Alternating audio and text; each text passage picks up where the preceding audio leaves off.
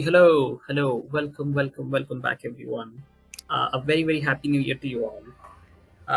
And after a lot of technical difficulties, we are back with our final episode of the first mystery of the Tales from the Loop campaign, The Four Seasons of Mad Science. The mystery's name itself is Summertime in Killer Birds, and we're going to find out the conclusion of the mystery today. I am, of course, your GM, GM Void, and I will be playing everyone else other than the player characters today.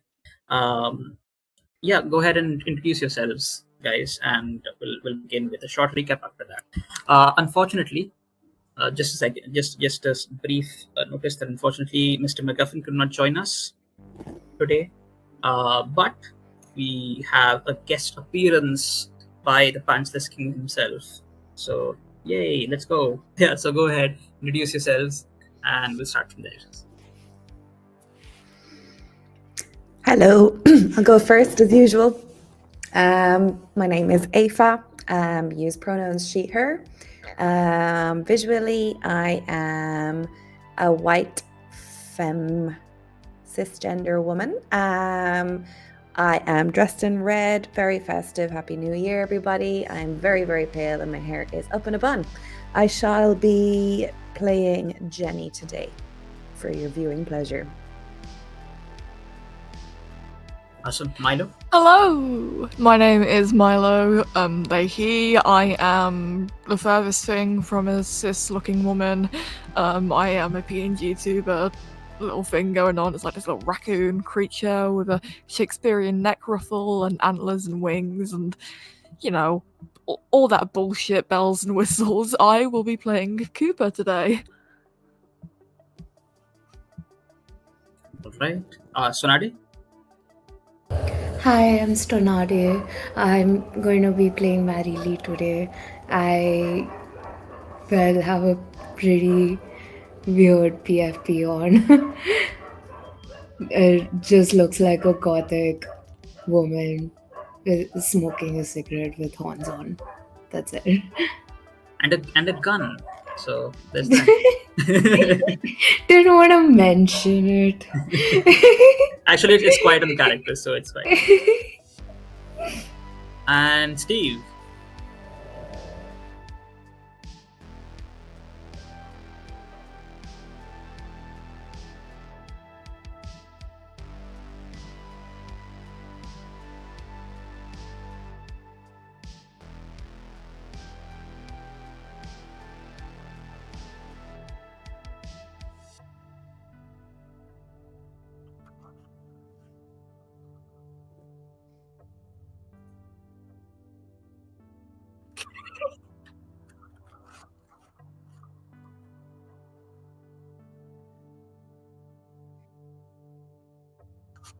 Glad we have found that. Hello. Hi, Steve here again. I am so sorry that stream could not hear me, but I'm not going to redo my intro because we have captions today and they are actually working. So go back and watch the captions because that's what we're doing today. But welcome to this. I am a guest appearance as Mr. Pants, the Pants King, and Sir Pants-a-lot as well. Anyway, that's all of that. Thank you for the update, Callum. I appreciate you. Anyway, that's all. All right, cool. So previously on episode 2, we started off with the gang coming, sort of landing back on the coast after going into or rather visiting the huge bird nest, the pigeon nest. They landed back on the coast and encountered a girl around 15 to 16 years of age, who was out with her binoculars, sort of trying to maybe spy on whatever was going on here. They tried to stop her, and she had a dog who tried to attack one of her kids. But the situation resolved very quickly, and she told the kids that she might have some information, and if they want more, if they want to know more about this, they should visit her place, which she gave them an address to, and she told them to visit tomorrow. It was getting late either way, and we left things there. as we went back to our as the kids went back to their depressing lives at home, we found out more about their home lives and uh, what their relationship with their parents and their loved ones are. And in the coming day, they were supposed to they sort of banded together and try to make their way the towards Stacy's house, the mysterious girl who appeared on the coast of Boulder Basin. Ruben had sustained an injury previously in the pigeon's nest, so he was resting at home, so he couldn't join them. But the three of them made their way to Stacy's house, where they found out that the house had been abandoned for a while, and this other old woman had been sort of spying on maybe something was happening in this house. Soon they found out that this is not Stacy's home. Stacy is actually from Las Vegas. She is currently living here because she's run away from her house and is living. And the house she's living in is her uncle's house, and her uncle Donald is into some really interesting stuff.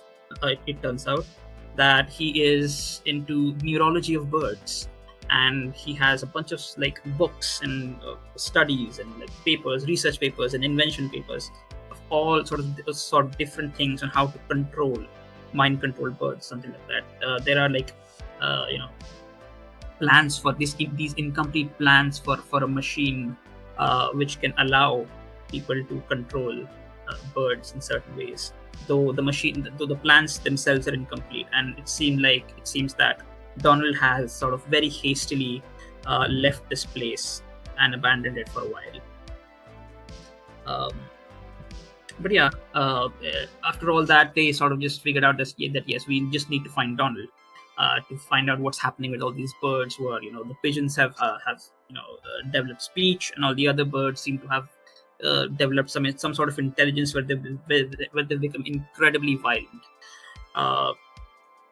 Very apparent with Stacy's dog, who was attacked by one of these birds, or rather a flock of birds, which is why she was kind of interested in sort of putting a stop with this thing. And yeah, I think that is where we left off. You guys then, with some knowledge of where from the previous clues that you gathered on where this Donald guy could be, you guys figured out that you guys went to the school library before that, I guess, to figure out where this magnetine ship could be that you guys found some clues about in the pigeon's nest. And sure enough, you found a letter or something of that regard in Donald's house, which mentioned that yes, someone had sort of summoned Donald to this abandoned magnetine ship. And according to the public records in the school library, this magnetine ship had been decommissioned and sort of put to rest on Sentinel Island, which is on the Boulder Basin itself, slightly away from the pigeon's nest. So that is where you guys are headed. But before that, you guys figured that maybe we should talk to the this one guy named Christopher Boyd, who is an ornithologist. Maybe he could shed some more light on what the situation is or what is happening right now. Maybe he could help you in some ways before you sort of head guns blazing into what looks like a pretty dangerous territory with all these killer birds around. So, as you guys were making your way towards Christopher Boyd's house, which is on Lakeshore Road,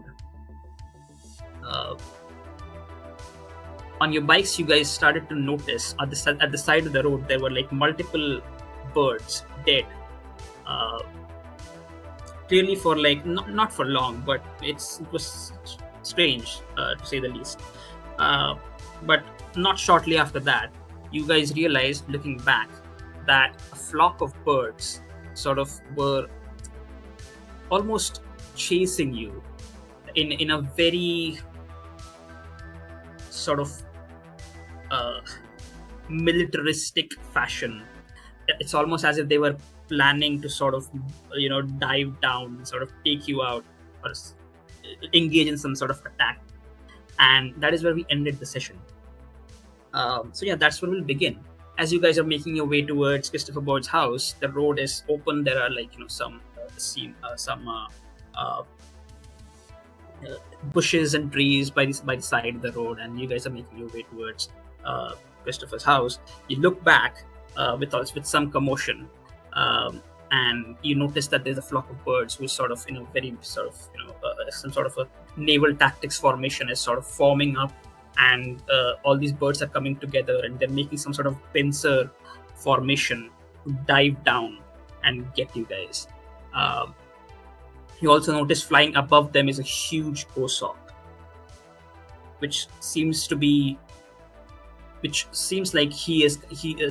goshawk is sort of the leader of this flock of birds. And just as you look back, you notice that someone amongst all the commotion of the birds themselves, and there's someone else who is sort of very hastily riding their bike towards you. Steve, go ahead and introduce your character. Shit. Okay. Sophia is running towards this group, arms flailing and screaming at the top of her lungs. What are you doing? Run away from here. These guys mean serious business. And you see this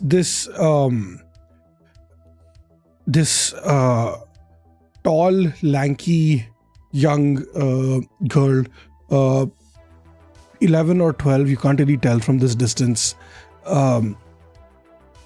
She's got like a mohawk kind of hair with like the center thing is all red.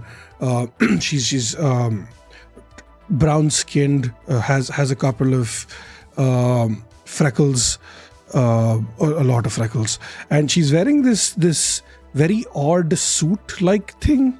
It's a white and black pinstripe suit with like a very colorful shirt underneath, and like even the folds of the suit are kind of like colored, like different shapes and stuff, and but her like she's also wearing shorts under the suit, which doesn't really fit the vibe, but the shorts are the same color as the shirt, and she's just screaming, arms flailing, and just yelling at the rest of you to get out of the way of these goddamn birds. Okay, just as Sophia makes her way, just by the way, I'm just clearing this up. You guys, these guys are way ahead, and these guys are riding their bikes. And Sophia, you are also riding your bike. So maybe you're flailing one of your arms and trying to control the other. Oh yeah, control the bike with the other. Fair enough. And just as you are sort of huffing and puffing, making your way towards these guys, the entire flock of birds sort of swoops down in a very aggressive fashion as they make their way towards you guys. I need all of you to make a move check to get away from this attack. Try to avoid it. There's a threat of condition here. If you fail, you might get an injured condition.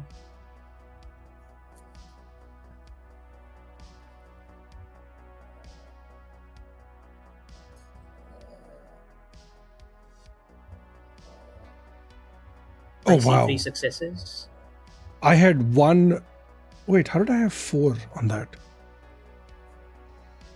I don't know. So how rolling works is you take your attribute and you take your skill. If you take your skill and the appropriate attribute. Oh, okay, fair. I For it. forgot. Yes. That's my So bad. if you add them both and you roll that amount of d6s, and I'm seeing 3 successes, actually 4 successes. So merely you have 2 successes. You can give your extra success to Jenny. I'd like to do that. Okay, Thank so how do you. you do that? I think my pride kicks in. That is like protecting kids from bad things. And I see this attack coming towards us, and I see that Jenny probably isn't gonna be able to get away in time. So I kind of just push her down, just Oh, like towards the side, like, or probably like towards like the grass, and uh-huh. then I swerve to the other side to avoid the attack.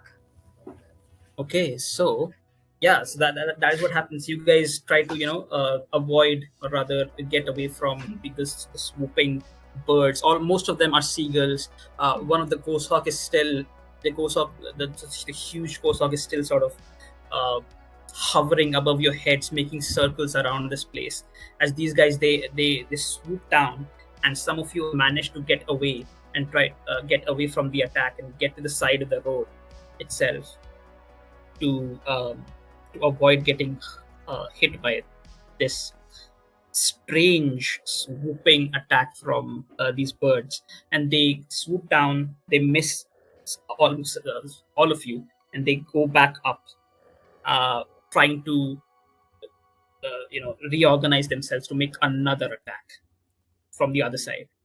Uh, in the meantime, as they were swooping down, Merrily has sort of pushed Jenny aside, and you maybe fall in a bush or something so you don't get hurt.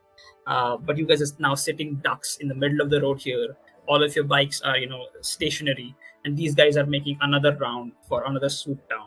So, what do you guys do? I'd like to just right after I swerve, I think like I like swerve as in take a U-turn, like just drift, drop my bike, run towards Jenny, try help her up, and while I'm helping her up, I'm just screaming at her. Do you have your hairspray with you right now? Do you have it? Oh no. Oh no. Oh no. I love how none of us need contacts. We just know what's going to happen. Okay. I always have my hairspray with me, so Can I please take it? Can I use it? yes, you can use it. But your hair looks fine. It's fine. I need to scare the birds right now. Please give me your hairspray. Fine. You helped me, I'll help you. Thank you. So I take the hairspray and I have my cigarettes and lighter. Okay. Cigarettes don't matter in this case, but I have my lighter. All right. The flock of seagulls, it goes back up and it reorganizes itself into the same sort of pincer formation, and they swoop back in as the rest of you see this impending doom coming down onto you. Merrily just sort of very hastily goes to Jenny, takes the hairspray can, and takes out her lighter. And go ahead. Um, which skill do you want to roll here?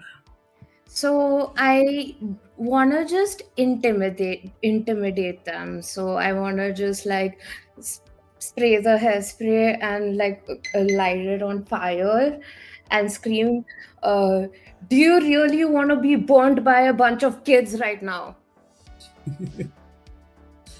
Okay. I'm Let's see. hoping they have a sense of self and age. As I said this.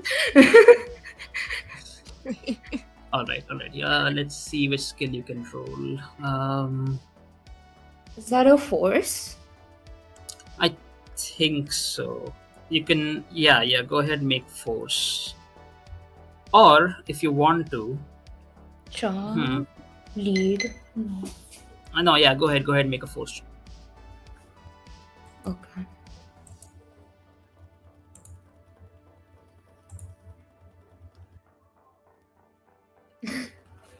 One success. One success. Perfect. That is all you need. Um, so as they come swooping down, you take the hairspray and you put it in front of your face, and the lighter, of course, in front of this hairspray, and you spray the thing, and the lighter comes on, and as the birds are swooping down on you, you basically are the center of the attraction because you are in the middle of the road here, sort of standing face to face against this flock of birds. As they swoop down, you take the hairspray, you light the lighter, and a flame just sort of erupts out of this thing, and it sort of, as these guys are swooping down, it it goes through and slightly hits them, and just as you scream for them to just leave or something like that, right? They just miss sort of getting hurt by their by the flame of the hairspray, and they sort of go back into the air again. And as you do that, the ghost hawk, which is sort of hovering above you, it screeches, and with this screech, you realize that these birds, or even these seagulls, all the commotion that you've been hearing, they're not talking, unlike the pigeons. They're just incredibly violent for some reason, and you know that reason. But either way, it's strange. There are some inconsistencies here, because the pigeons clearly had speech, but these guys, they don't. You hear the ghost hawk sort of screeching, almost as if it's commanding the rest of the squadron to go back in again. But the squadron is slightly swooping up and trying to go away, move away from you guys as you successfully intimidated them. As the ghost hawk sort of joins back up with them, you see another flock of sort of pigeons are coming in from the other side, and as you see both of these sort of flock of birds just go at it in the airspace above you. They just, it's like a dogfight happening, some sort of a one-on-one. Like there's like 10 to 15 pigeons here, and like 5 to 6 seagulls with the ghost hawk sort of hovering above them, commanding them. They're just fighting above you. What are you doing? Screaming. It's almost like it's a bird war, even. I'm just enjoying myself. I'm sitting back and watching. We don't have to do anything here. Is the ghost hawk like very high up in the sky? Yes, they are very. The fight is happening very high up in the sky. So cannot be affected by my flamethrower. Unfortunately, not. You do realize that the person who sort of warned you about the attack is just sitting there looking up, and this is someone new who was maybe being attacked by this flock of birds. I was briefly distracted by the war. I'll try to remember that we've just run into someone new who seems to understand what's going on. So I'm gonna, I don't know, crawl over army style.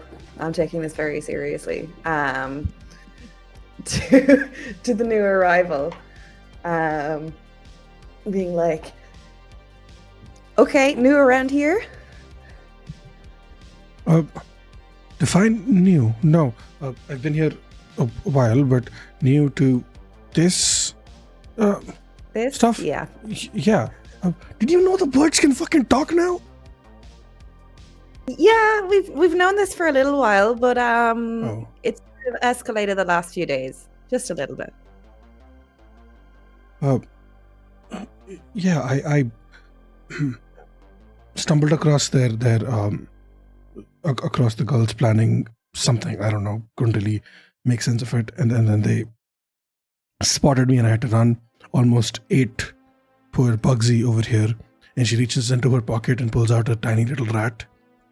And it's shivering. It's like this brownish, blackish mouse rat kind of thing. Like its ears are tucked, almost covering its eyes, and it's shivering its tail, and its tail is like wrapped around itself. It's like, look at him. They wanted to eat him, and I didn't know gulls ate rats or mice. That's. But yeah, hi. This is Bugsy. And I'm Sophia. Hello. Should Hi, we? Bugsy. Hi, Sophia. And yes, seagulls will eat anything. So you did right in saving Bugsy from those animals. Yeah. I should keep a better eye on him. We'll get him in armor or something. Should we sit here and watch this happen, or can we just run away? While they're talking, I wanna like pick up my bike and like walk towards them and be like, just as the conversation's getting over, be like, we should probably head towards Christopher Boyd since we can't do anything over here. We can at least figure out what's going on. Wait, who's Christopher Boyd? He's a ornithologist that our friend Stacy knows. Or no, who now? I Bird don't- scientist. Yeah. Oh. So you can come with us Bird. if you want, or you can stay here. But we're gonna go straight to his house to try to find out more about what's going on. Yeah, there's no way I'm staying here anymore. Even if I didn't have Bugsy with me, Okay, can we just stay here for like a little bit? You know, watch them have a go. I mean, we've seen seagulls, but a hawk too? Like, oh my god. They're probably gonna attack us after they get through the pigeons.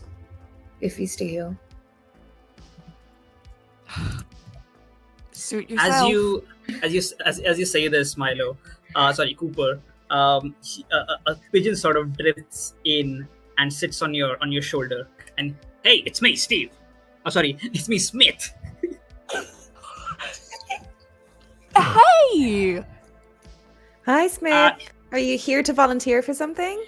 Yes, I'm here to volunteer to get you out of this situation. Let's go. Oh no, we're fine here. It's you've done all you need. Just gonna put a hand over Cooper's mouth. We're not fine. We would love to leave. I start licking her hand. Yes. It's a battle of wills. I'm not letting go. Teeth, there's teeth now. Oh no. Okay, I let go. Smith, thank you for coming to our aid. Yes, let's go. Let's go. I know precisely where these gulls and these birds are coming from, and I'm willing to aid you to find their location so that we can put an end to this once and for all. Perfect. Wait, so I'm just trying to get caught up here. The birds, the pigeons are the good guys, and the gulls are the bad guys. Yes. Yes. Sophia reaches an arm out towards Smith. Hi, I'm. Oh, sorry, never mind. Hi. I'm new. Hello, new. I'm Smith. Oh. Okay. I've never met a pigeon with. I was recently promoted to a scout, and I've done my duty. I've done my part, and I'm here to fulfill my oath to my pigeon kind. Wow, I didn't He know it was was that also serious. recently promoted to a volunteer, so if you need anything from him, just go ahead. Yeah, he loves volunteering. Oh. He, as you say this, he sort of his eyes sort of briefly, brush towards Merrily. Yes, yes, volunteering. Yes, I'm volunteering for this mission. I volunteered for this mission myself. Yes. In fact, I asked them to make me a scout. You volunteered for the position? Oh my god. Yes, I've been thinking about my place in this world, and I've had some sort of perspective in the work that I've been doing to further sort of protect my loved ones, the pigeon kind. You're so honorable, Smith. Yes. And I have you guys to thank for it. Let's go. All military style.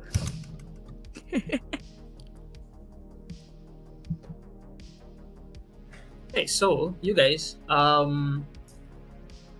take your bikes and you start heading towards Christopher's house, which is again slightly away, sort of towards the south on the Lakeshore Road, and you guys reach the place in about, let's say, 15 or 20 minutes. It's a short bike ride, and it's a solitary sort of wooden house towards the southern end of the Lakeshore Road.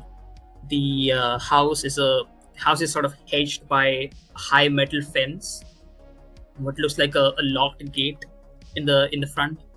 The garden is very overgrown, and everywhere there are bird houses and bird feeders in the compound. The house is 2 stories high. It is narrow and very alarmingly tilted, and at the top there is what looks like a balcony. The roof itself has a variety of perches for birds, and all of the windows of this place seem to have shutters on, except for the one window sort of looks down into towards the locked gate in front of the house, which seems to not have any shutters. As soon as you reach this place, it just smells of bird droppings and mold. As you stand in front of this house, yes, you realize that the front gate is locked. What do you do? Climb the gate. Okay. Is everyone in on the plan? Sure. I mean, wait, is there some sort of a way we can first see if there's someone in the house? Okay. Go ahead and make a. Let's see.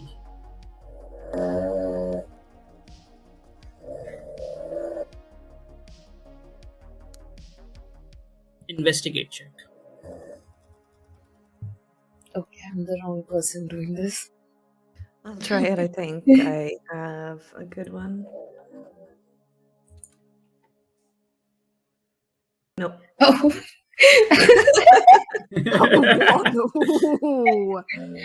Oh, This was not supposed to be happening.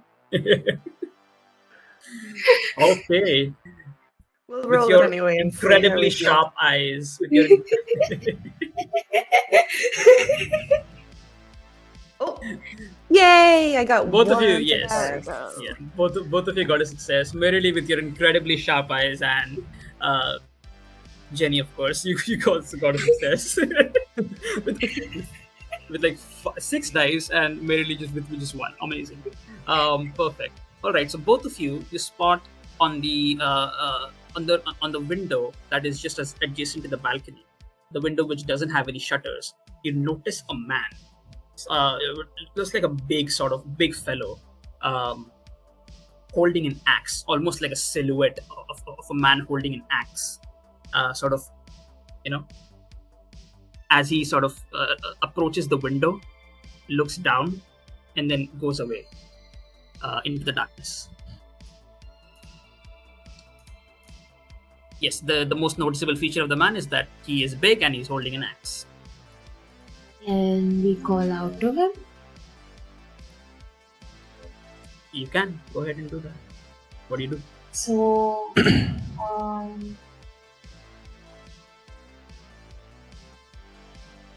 I'd like to call out to him and be like, hey, we want to talk about the birds in the town, and try to befriend him. Okay. As you shout his name out loud, hey, Mr. Christopher, we just want to talk about the birds. You see him. You see him. Actually, his silhouette sort of come in, sort of look around, look down towards you guys, and leave. And as you shout this, no response. all right, I'm heading in, and I go over to the gate and immediately start trying to hop it. Okay, how do you do that? And literally, I'll push Cooper up. Like, what type of a gate is this? It is a metal fence, and the gate itself, it's a metal gate. With like it's some sort of a strange padlock on it. Obviously, it's very strange that the gate itself for the compound or the fence is locked, and it's like the middle of the day. Yeah, okay. I'm not trying to be subtle about this, so I think I would use move to try and haul over the gates. Okay, sure. Go ahead and make a move check. If everyone else wants to, it is locked from the other side. So the padlock is from the other side. So if it's just Cooper going in, then yes, you succeed. So basically, merely she gives you some sort of a boost, and you hop over the fence, and then Again. merely does so for it. Well, okay. Oh, great. Is everyone doing the same then? Hopping over the fence? I can help someone else hop over as well. I help Jenny. Yeah. Thanks again. You've got a favourite.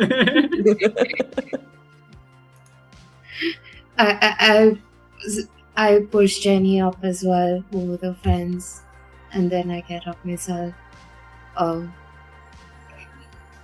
Can I somehow help Sophia as well? Unfortunately, not.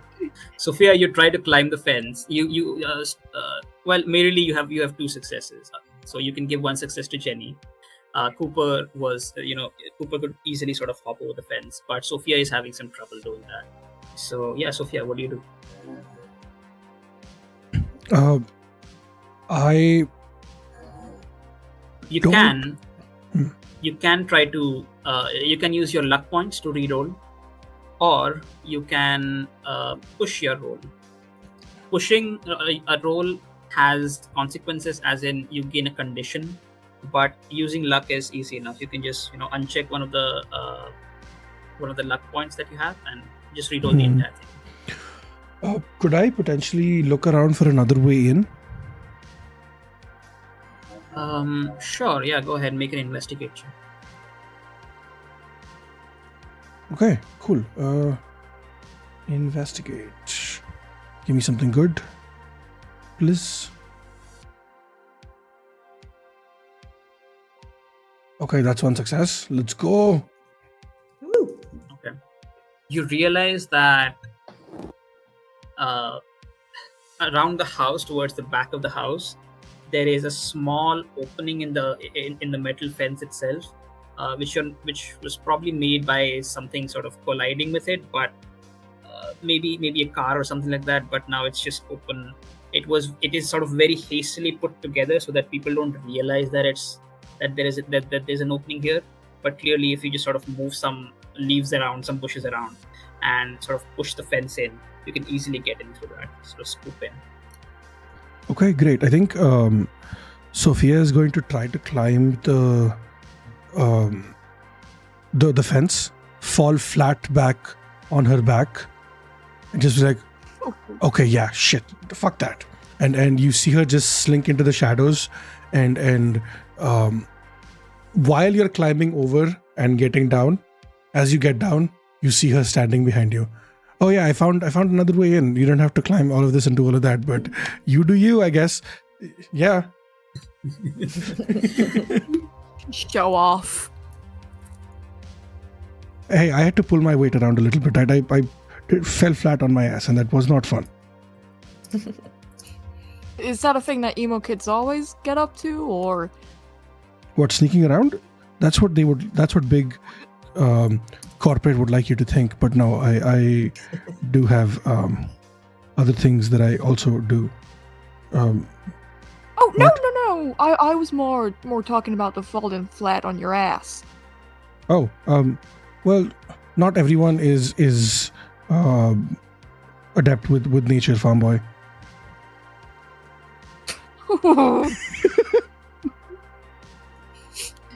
Smith just comes in. He flies over the fence, and he's like, "We're supposed to go to the other island. What are we doing here?" What? What do you mean? Is this not where the Cooper told us we had to go? No, this is where the scary man lives. What Hey, does no. this scary man do? He's a stalker. He stalks birds. I've seen many of my. He goes around. He goes around. There's these kinds of humans, right? They come in with their binoculars and they just stare at us, doing nothing. They just stare at us. That's what bird scientists do, I believe. Yeah, we're just gonna ask him what he knows about what's going on.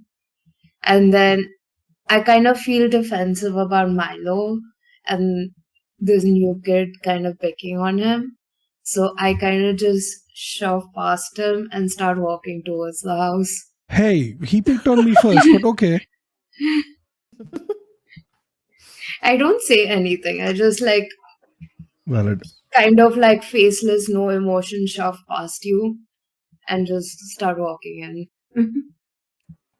I follow merrily, stick my tongue out. I'll follow, but slightly more diplomatically, and nobody's getting brushed or shoved or having their tongue stuck out at them or anything. I'm such an angel, and everyone's invited and included. Come on, You Sophia. make your way towards. You make your way towards the front door. What do you do? So can we try knocking once, or do you want to just start climbing towards the window? Climbing, more climbing. Yes. You may as well just be carrying me everywhere we go at this point. So. Yeah, just like carry a rope as well. Tie you. Okay, we'll just knock on the door. I look at everyone else and raise my eyebrows and slowly reach towards the sort of farmer's axe that I've been carrying around on my back for like the entire day. Wait, you had an axe this whole time? Well, it's kind and of. I didn't notice. You've seen worse, be honest. You had a gun and I didn't notice. I mean, I would have noticed an axe and probably used the axe to chop some birds while they were coming towards us. But it's okay. Guns and axes? Who are you people?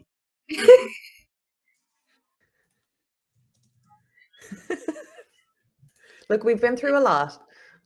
We're a criminal organization and we're gonna fuck you up. They're the saviors of pigeon kind. That's what they are.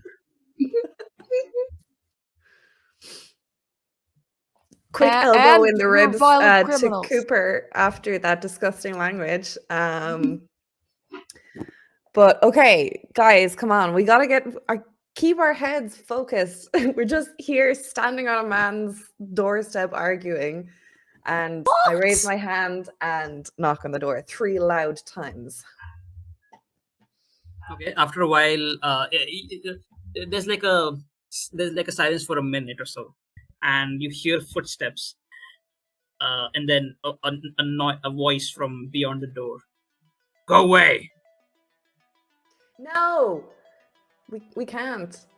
We need answers. And I bang on the door, like. Go away! I have an axe. We have a gun. Bitch, me too! You have an axe I too? have a flamethrower.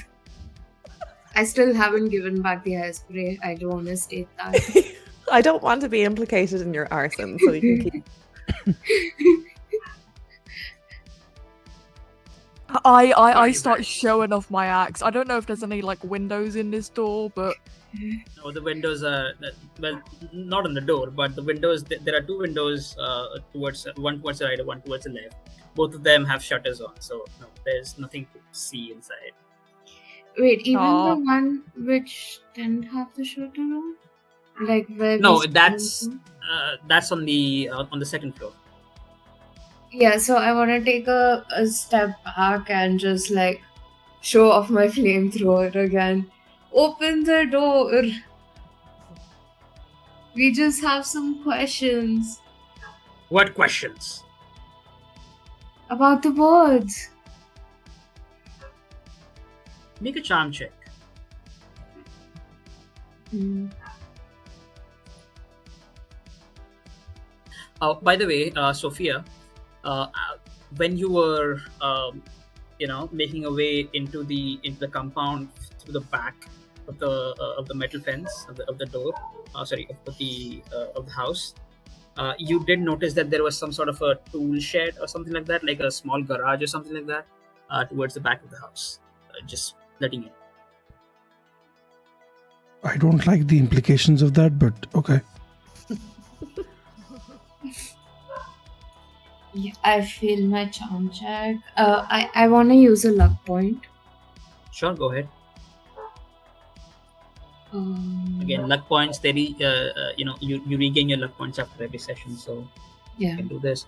But you only get to use your pride once per mystery. Oh God.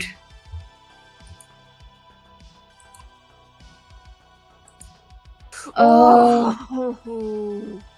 I You want to push this roll?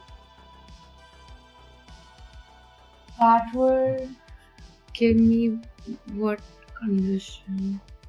Actually, you know what you did. I don't know if your flamethrower would work here as an iconic item.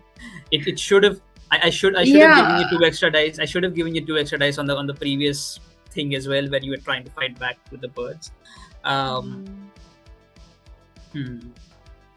You know what? Yeah, sure. Go ahead. Just roll 4 dice because you've rolled twice already. Just roll 4d6s normally, and we'll see if we get a success or not. How do I do that? There should be a dice roller in the middle of the VTT itself, towards the bottom. There's like a loop icon, a circular icon there. Just click on that. Add 4 dice and just roll. Okay. Oh wait, I did 5 by mistake. That's okay. We'll take the first 4. Huh. You do. You succeed. All right. So, as you say this out loud, the door sort of slightly opens, and you notice that there is a chain just holding the door closed. He sort of peeks out. You notice, as now it's daylight and there's like incredibly dark out inside. The daylight sort of shines on his face, and you notice that he has a lot of scars on his face. And he sort of takes out his axe, puts it in front, with the chain still sort of holding the door closed. He's sort of just peeking through it. He's this sort of large man, and with what looks like sort of huge beard and a sort of a large nose, and he's bald. But on his head and on his face, he has a lot of bite marks and a lot of injuries. He peeks out and he says, "Do I know about the birds?"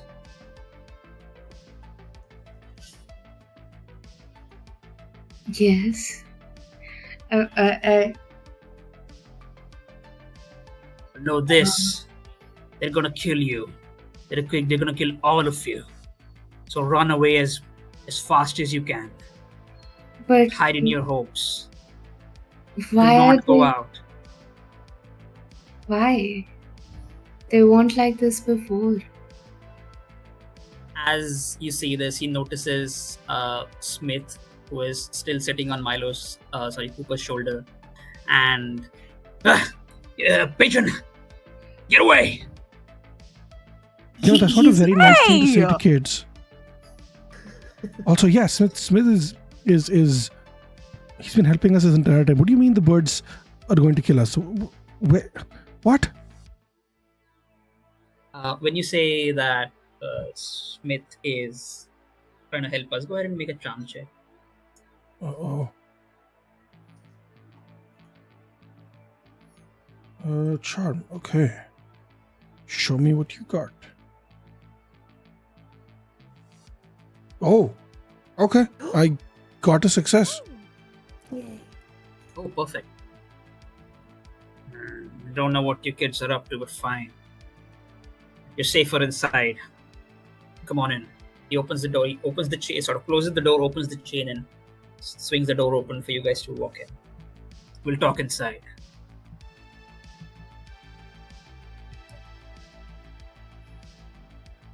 I don't like this guy.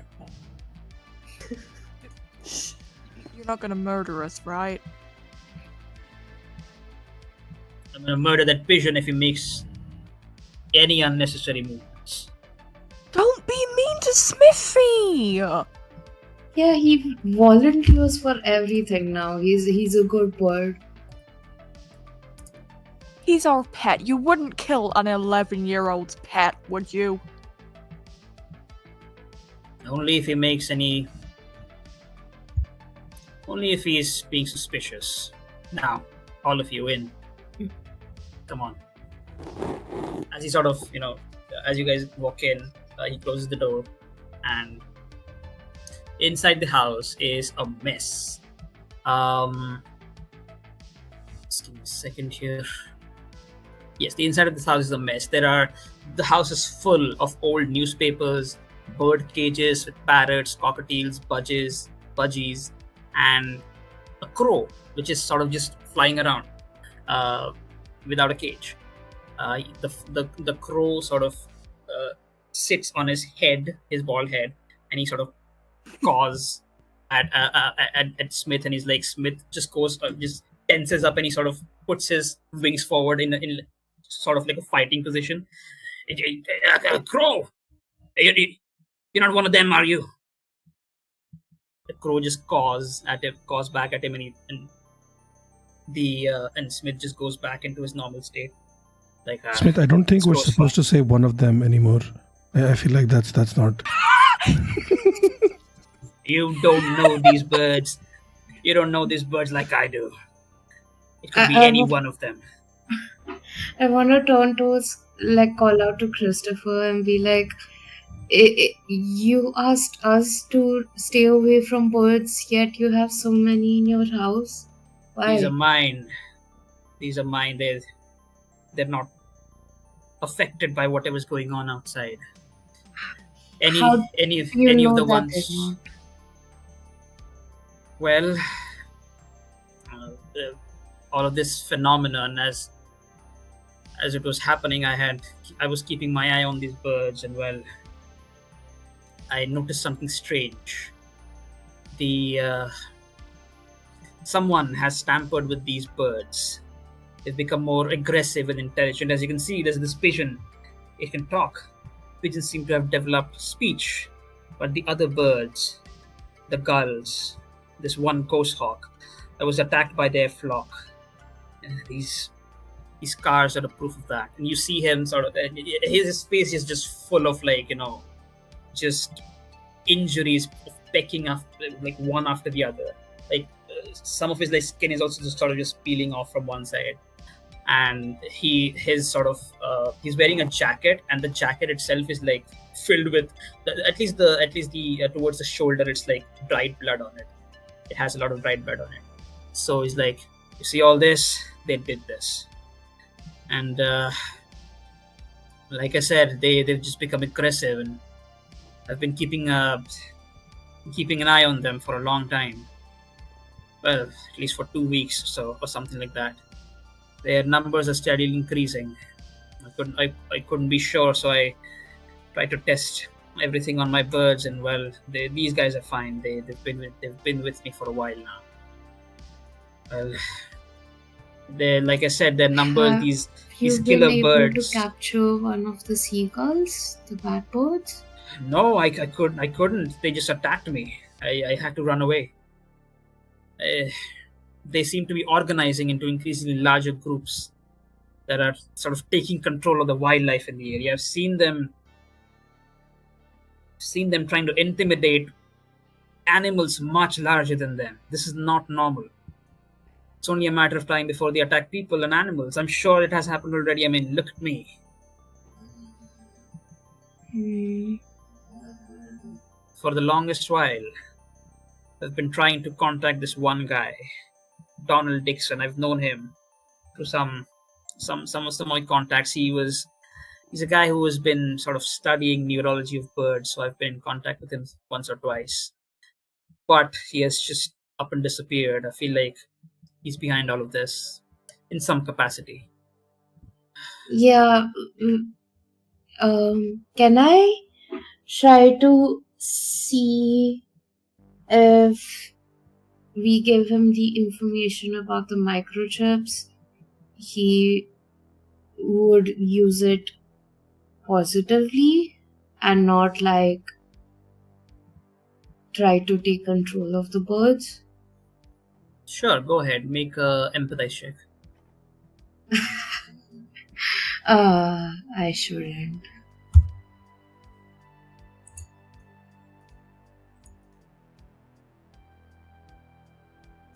Yeah, no.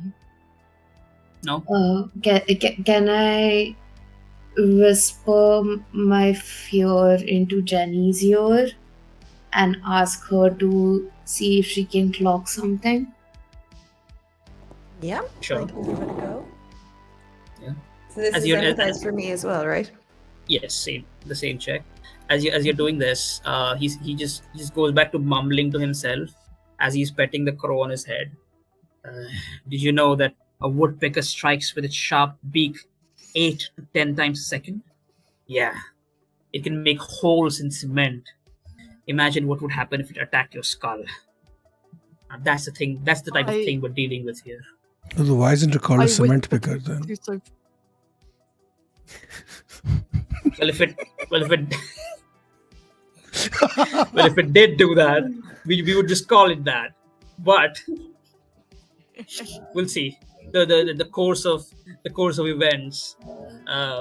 If the course of events just continues, we would probably call it skull pecker then. Isn't that right? No, that's worse. I whisper to Sophia, do you think the crow likes his bald head because it's shiny? I think maybe it's because it reminds it of cement. True! Do you think if we have, like, a cement driller, we'd scare him? Or maybe if we had a rat, we could scare him, but I don't want to risk it. He's got an axe! So do you! He's got a bigger axe. And Marilee's got a gun, so? Does Marilee still have a gun? Marilee! Yes. Oh no.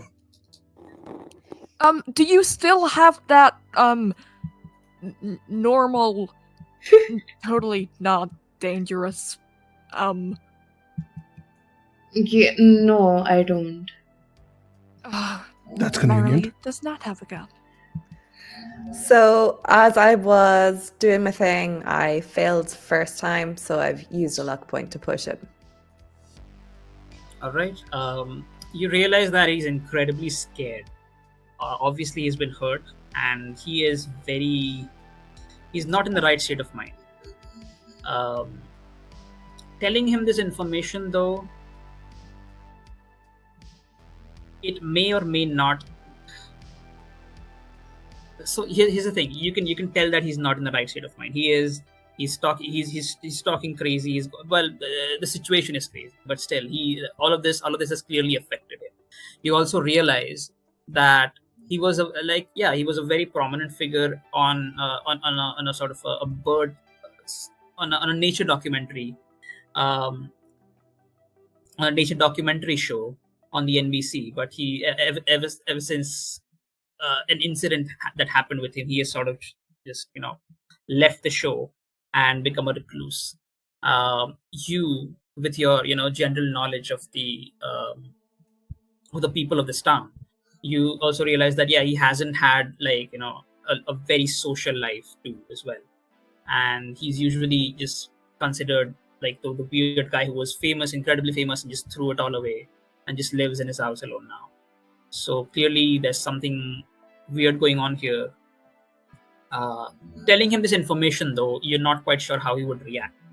And as you are sort of figuring this stuff out, he says he just keeps talking and mumbling to himself, and he says he turns back to you guys and he says, if this isn't stopped, I swear on my on all of my studies that I've done, the Malvern Islands, sorry, the Boulder, not the Boulder city, but the entire state of Nevada, not the entire state of Nevada, but the entire country is facing a disaster. It will soon spread. Telling you, take my word for it or don't. This is bad. We need to do something about this.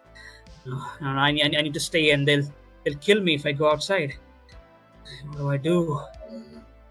Do you know something that they don't know, or like, do you have information that they want from you? The birds, no, they just have to kill.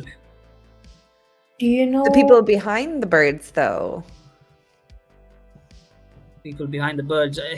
I can only think of one guy, Donald. I've been trying to reach him, but he's I don't know. I haven't been able to reach him ever since all of this is happening. So, which is why I believe he's behind all of this. He is a slippery fella for sure, but we're on his track as well. So I think we're gonna be able to get in touch with him soon. Do you know where he last was? I have no idea. Like I said, I've been trying to reach him, but When was the last time you talked to him? quite a long time ago.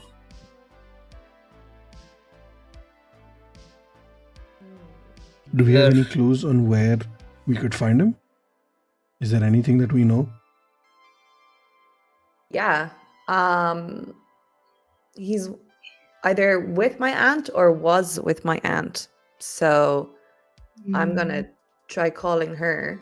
Wait, with as in, and she makes this weird kissy motion with her hands. Yeah, like Disgusting. with. Yeah, right? Disgusting. As in diary entries. We found diary entries. Oh no. This guy was obsessed with her. So yeah, we're gonna call my aunt and ask what's going on and if we can find. Do you have her number right now? Not right now, but I'm gonna ask my mom. Okay. Fine. Smith sort of chimes in and he says, "Oh, like I said, right? I've been a scout for a whole day, and I've volunteered to get you guys to the place where I think all of this is happening. And I believe I've seen a human in there. Maybe this is the guy who you're looking for. Which place is it? It's on Sentinel Island. Oh, that's where the magnetron ship piece was also supposed Yes, to be the on. big ship. Yes, the big ship. That's what I saw. That's where the birds are coming from. That's where all these gulls and the ghost hawk. Yes, that is where they are. Okay. Then let's run to the beach. Let's go to the Sentinel Island. I'm sure the boat we left over there is still there. The guy, Christopher, just sort of wait. You guys are going out there. I told you, go hide inside your houses. You're gonna get killed. These birds, it's not. Look at me. This is what they did to me. Okay, bro. No offense, but like, someone has to do something, right? You're the adult, and you're too chicken shit to try. So let us give it a shot.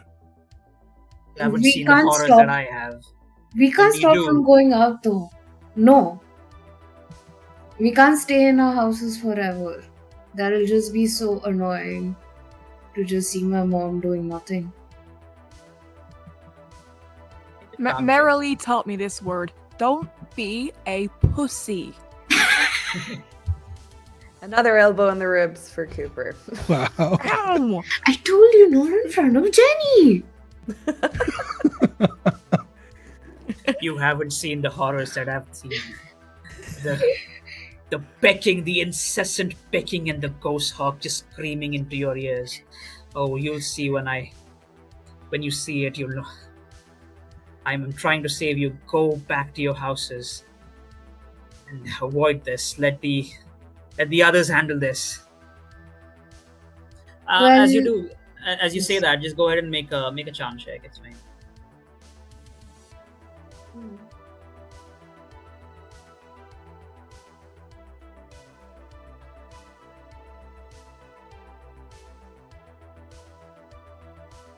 Yeah, who is making the charm check? I have a pretty high amount of die. I got 2 successes. Nice. All right.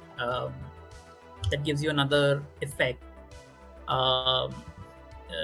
They keep believing in you. You have formed a long-lasting relationship with what you don't want.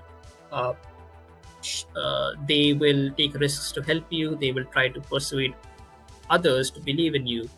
Um, they're frightened, confused, or impressed, and they're infuriated. Actually, you know what? Um, if you're okay with this, he's going to be impressed, and yeah, you might get some benefits from that. Is that okay with you? All good. Okay. So with that one success, you've sort of convinced him that you can hold your own against these birds. But with that extra success, he's like, well, don't tell me I didn't try to warn you, but you guys made your way here, and well, you seem to have an unlikely ally in this vision here. So I'm inclined to believe that you might be able to do something about this. What the hell? Sure. Follow me.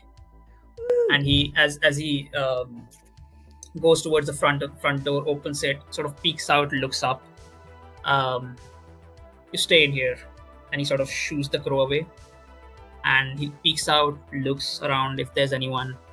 Okay, the coast is clear. Come on. As he opens the door and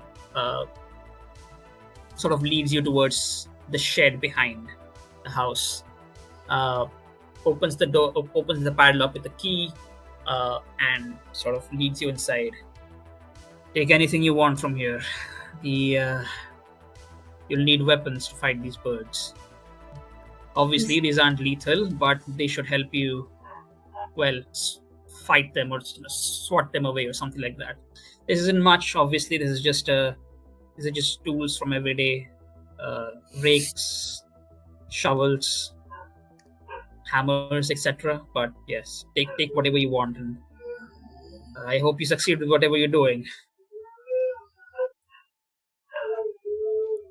Oh, and yes, I don't know if I should be doing this, but you guys seem capable enough. He goes back into a locker and takes out a BB gun. An air. I was literally contemplating to go back for the gun. Maybe I should. We'll have 2 guns. Here, this is an air gun. It works with BBs. It's not lethal, and you should be able to do some damage with this. Just make sure that you don't point it at any one of you. I want, and Okay. once you're done with this, I want it back. And do not tell anyone that I gave you this.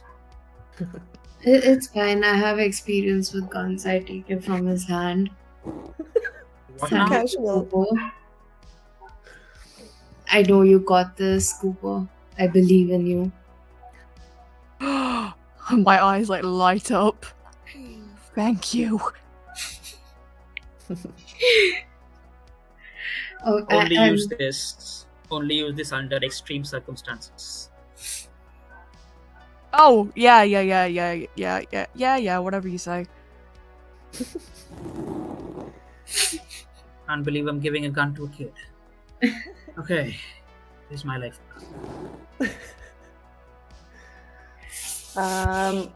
I'm going to go dual wielding hammers. Okay.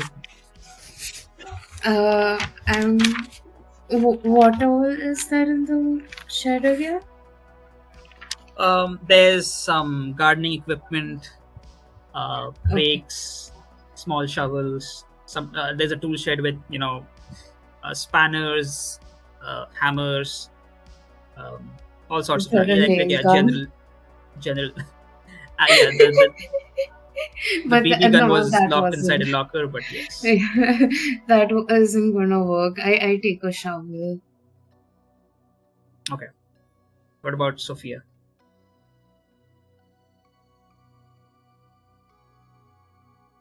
Sophia, are you there? Oh, is AFK. No worries. So we'll just move forward, and once he comes back, we'll see what happens. What is a weapon of choice? No worries, take your time. All right, so yes, with now that you guys are armed with weaponry with weaponry to fight against the birds and whatever lies ahead of you, Smith goes and he says, "Well, you good as you look. You guys look as armed as any army could be, and I am willing to offer my services to you as a scout and as a fighter in this battle that we shall fight today for the pigeon kind and for the rest of the bird kind."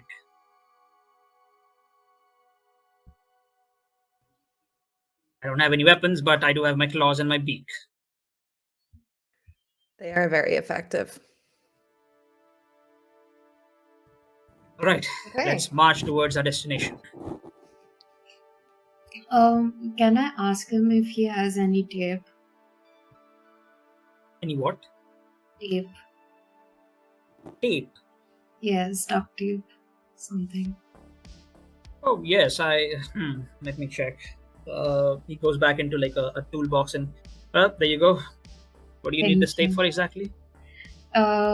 Just to make my weapon better, and then I tape the hairspray sideways onto the shovel so I can like press the hairspray while holding onto the shovel. All right. Shovel cool. flamethrower. Incredible. Yeah, and then I give him the tape back. Thank you.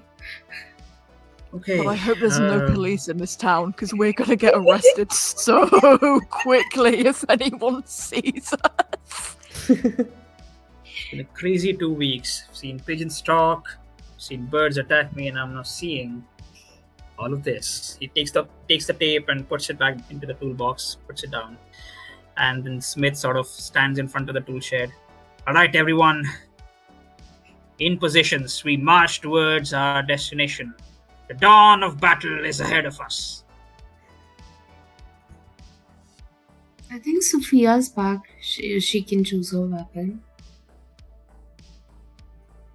Sophia, are you back?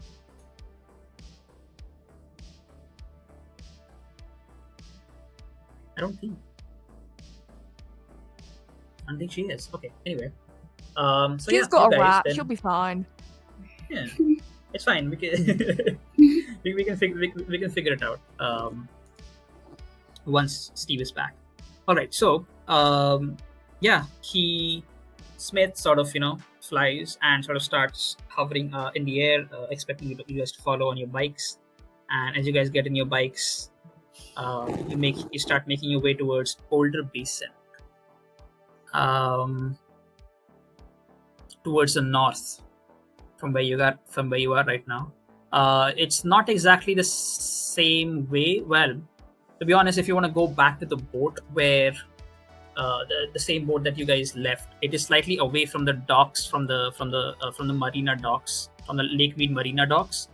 The Hemingway Harbor. It is slightly away from the Hemingway Harbor, but if you want to be closest possible to the Sentinel Island, you'll have to go the other way from where you left the boat previously. So, where are you exactly headed? Are you headed back to the harbor where you might try to get another boat? You can go back to your boat, but that's going to take a long time to go back there, and then there's you have to go around to get to the Sentinel Island. Or you could go to the closest point from where the Sentinel Island is closest there. It is, well, you could possibly swim over to the island itself from that point. Will my lighter be safe? That's important. I think you can just like hold it up, something like that. Just like one hand up and swim with the other. Yeah. Oh. Fine, I don't mind swimming then. You can go back to the harbor and try to get another boat, or you can go back to the boat that you left, slightly away from the harbor itself. What do you guys say? I mean, I'm a good swimmer. Oh, will swimming involve like individual skill checks? Yes. Then I think boat is a better idea. That's just one person for the group, right? Yes. Yeah. But will be better for sure.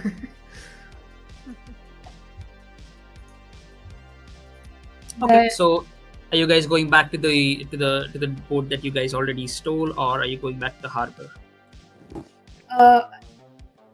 I think, didn't we leave the boat in Boulder Beach though? You Or, did, yes. so would that be like a straight way to Sentinel Island?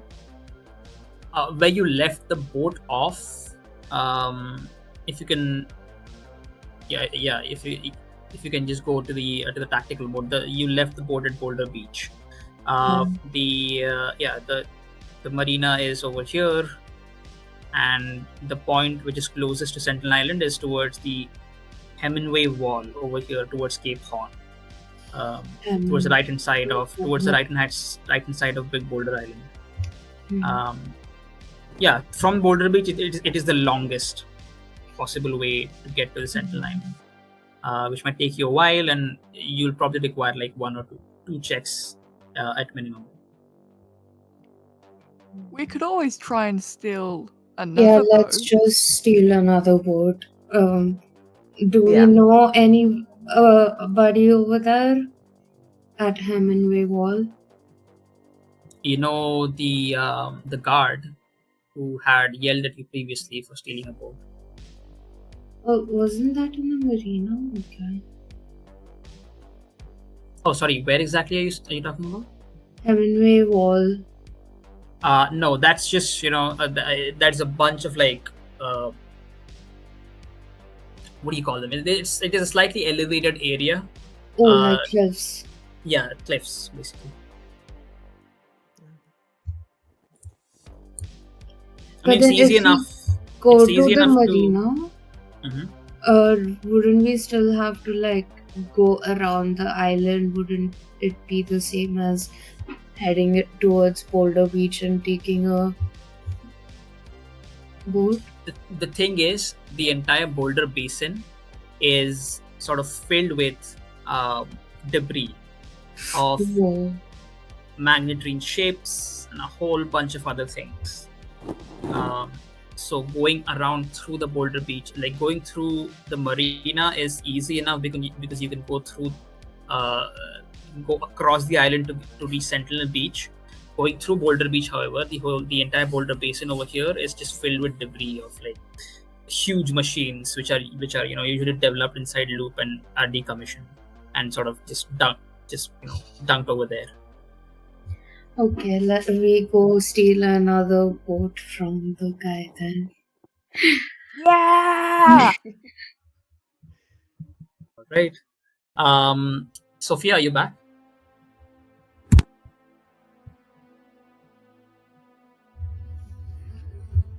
If you're muted, I'm not sure if you are. If not, then we'll just move forward with the scene. All right, so you guys make your way towards the marina again. I am back. Sorry about that. Last minute family Yes, thing popped up. So okay, no worries. Just one question for you. Which quote-unquote weapon are you taking from the tool shed? can you give me an It's is there a mostly chainsaw? just, no, there's no chainsaws. It's just gardening equipment, just daily tools like a hammer, some screws, nails, Ooh, they have small shears. shovels. Oh yeah, Like sure. yeah. So if a bird comes flying in, I can just chop, right? So yeah, you take a shear, basically. Yep. Cool. All of these weapons are +1 items. Nice. So whenever you roll with them, you roll with an extra die. All love right, that. so you guys make your way towards the marina again in order to steal another boat. Now you guys reach the marina, and sure enough, the guard is still there. He's sort of making his rounds. You see one or two people just sort of there's like a father and a son who are just coming back from maybe a fishing trip or something. It is a Sunday. Maybe they were spending some time together. Mirali, what do you think about this?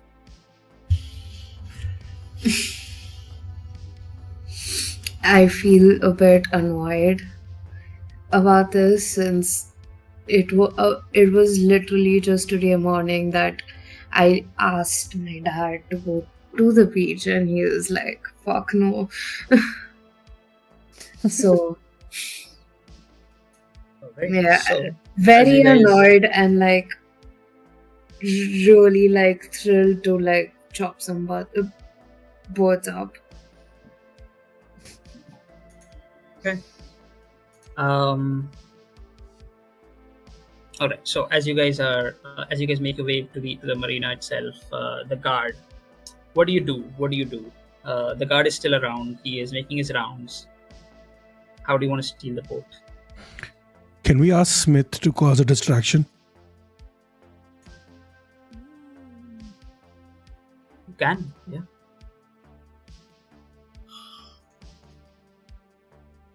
Smith, you said you were a volunteer, yes? Yes, a proud volunteer since yesterday. Would you like to volunteer to distract the guard while we steal a boat? And the guard, he has a stick. It's dangerous. You can fly. Stay out of his stick's reach. Fine, I did. This is okay. Fine. I'll do it. I'll do it for my part in this war. Yes. Okay. I believe you humans say pray for me. All right. I'll make sure to also have enough bird seed for you as a thank you. Can I like come like intimidatingly from behind Sophia and be like, go now? He sort of takes two Oh, steps no. back. He takes 2 steps back. Yes, I'm going. You don't have to tell me twice. He then flies away towards the guard, and the guard is wearing some sort of a cap, like a trucker's hat or something like that, and he lands on it on the hat and sort of takes the hat away and drops it somewhere else, and just tries to fly away. And he gives you like a short moment to maybe sneak in. So yeah, go ahead and make a sneak check. And because Smith is helping you, you have a +1 die. Do all of us do it or? Yes, all of you make a sneak check. Okay, cool.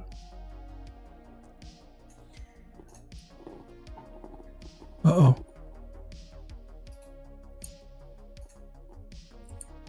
I got kicked out.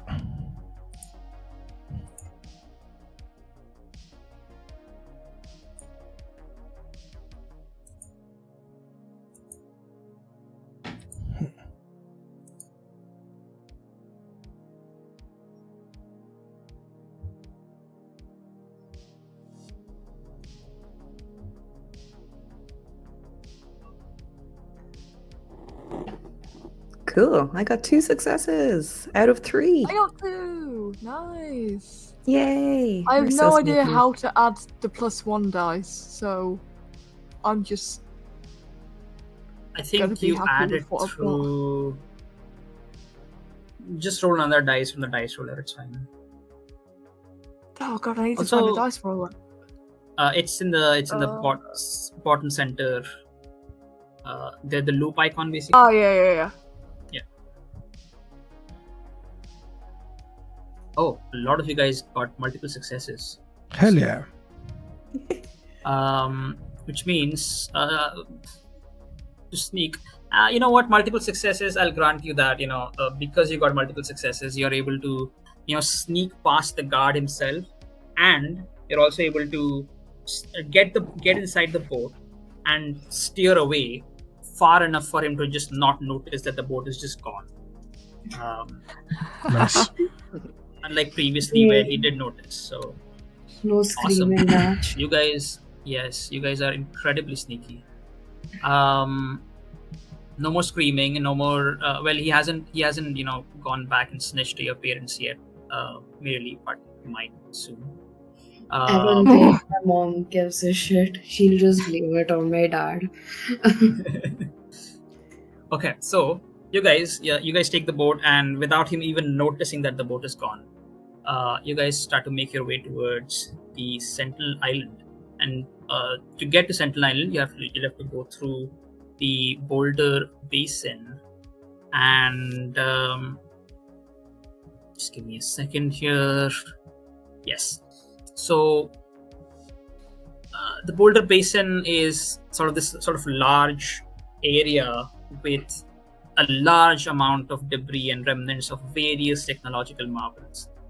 The water is full of rusty pieces with sharp edges, ships half submerged in water, and strange domes, circular towers, and magnetine discs just scattered across the entire basin. When you were kids, you do remember there was a rich wildlife previously living here, but it has ever since just vanished. Um, as you guys make your way through this place, the area is it's quiet and still, but you do notice that in the distance, uh, the killer birds are seen patrolling the skies, like hovering above the Sentinel Island and around the area itself, like they're scouting or something and looking for any intrusions or anyone who's trying to approach the island itself. The wreck of the magnetine ship itself is on Sentinel Island, and Smith is sort of, guiding you through this whole thing to at least reach the point where you guys, because you guys rolled really well on success on that sneak. I'll say that you basically avoid the scout party of the killer birds to very silently go around the Sentinel Island and you know uh, rest your boat at a place where they just wouldn't be able to see you as you make uh, to the lands of this island. Um, and that is where we'll take a break, and we'll come back and see what happens in the final showdown in this magnitude ship. Hello, welcome back. Welcome back. Uh, we were in the middle of, well,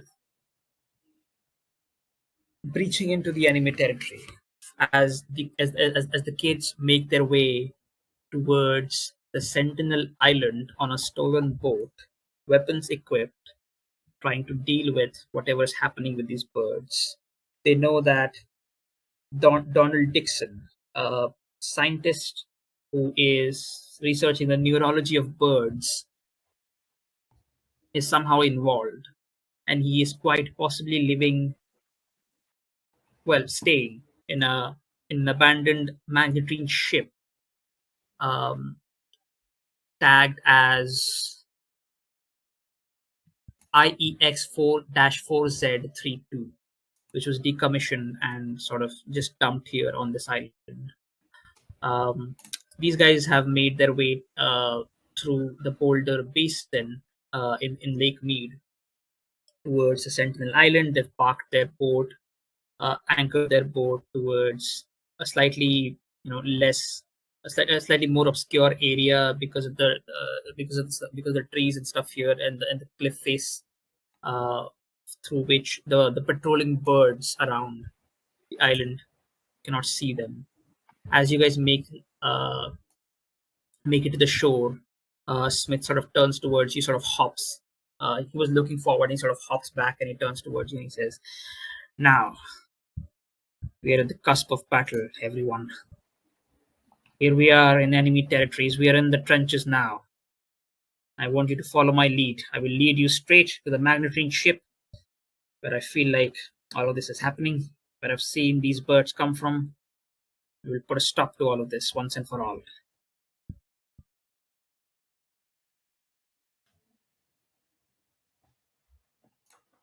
Um, Thank you. Don't thank me yet. I am volunteering.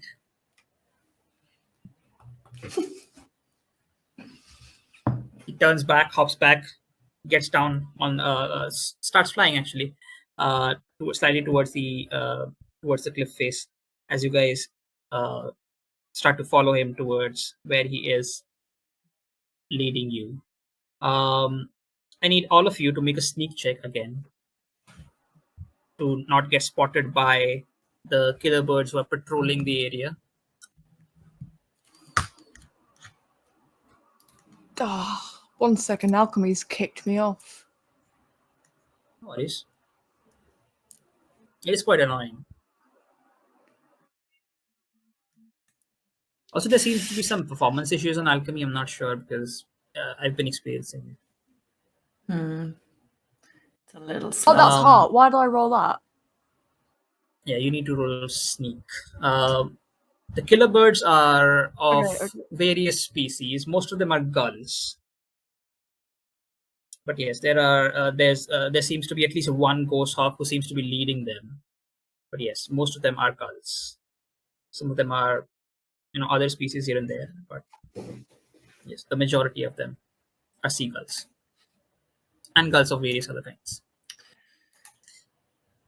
So, what are your results? Ooh, I'm going to spend Mary a Lee. luck point to go again. Mary Lee succeeded. Everyone else failed. Wow. Yeah, I'm actually Hold on, going to I'm spend a rolling luck one more point as time. well, now that you mention it.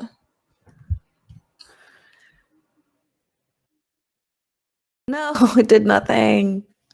No luck there. Okay. What about the others? The Cooper dice are telling and a story Sophia? for real.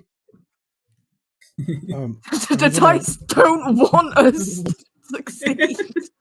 I'm gonna push my luck as well. See if I get Okay, something. I've got 3. Can I push my luck again?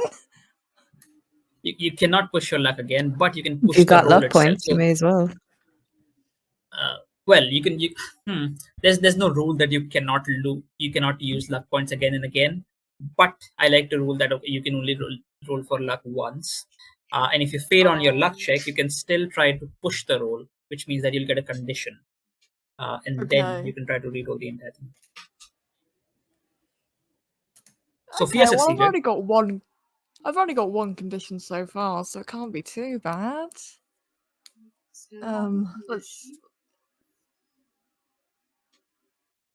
Yeah, if you take the condition, is it like an automatic success or is it just like another roll? No, it's another roll. If you check your pride, then that is an automatic success. I think I've already checked my pride for this mystery, so I will just push that once more and see if that does anything. Oh, one success. Good. Which Yeah. condition are you taking? I might push. I already have the frightened condition, so Healed Cooper before coming here. Sorry? did you? Could I have like healed Cooper before coming here? Nah. Yeah, in order to get rid of your conditions, you need to at least have the circumstantial thing. If someone is, giving you first aid, then that is a way where you can If I knew get rid of. Cooper who still had a condition today after like a whole month, I would have asked for like first aid at Christopher's house. Yeah, but my condition wasn't an injury. My condition was like being frightened. Oh, yeah. Oh, then I could lead, right? You could, yeah. Was it lead? Just give me a second.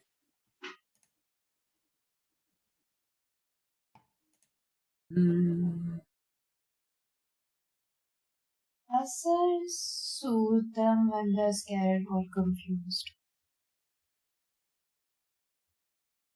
It does. Yeah. Okay. Just give me a second. Let me make sure. That's the case. Skills lead. Um,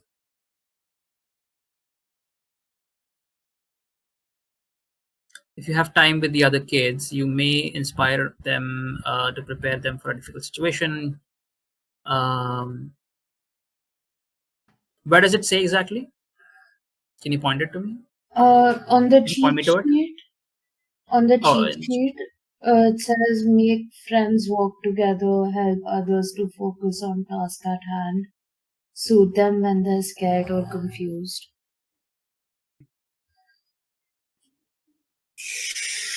I'll say that it won't, get rid of the condition, but it will give them extra dice if you succeed.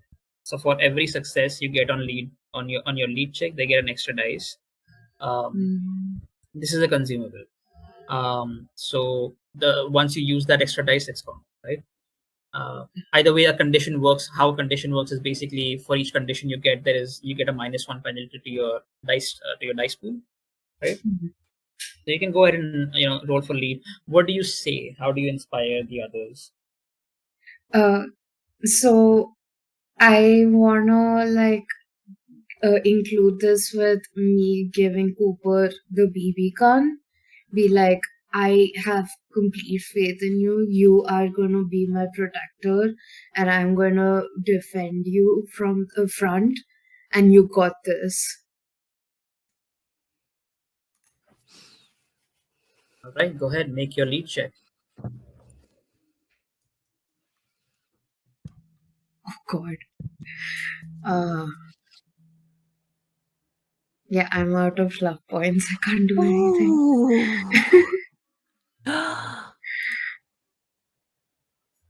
If you fail to lead, you must check a condition and ask other kids how the relationship has been hurt.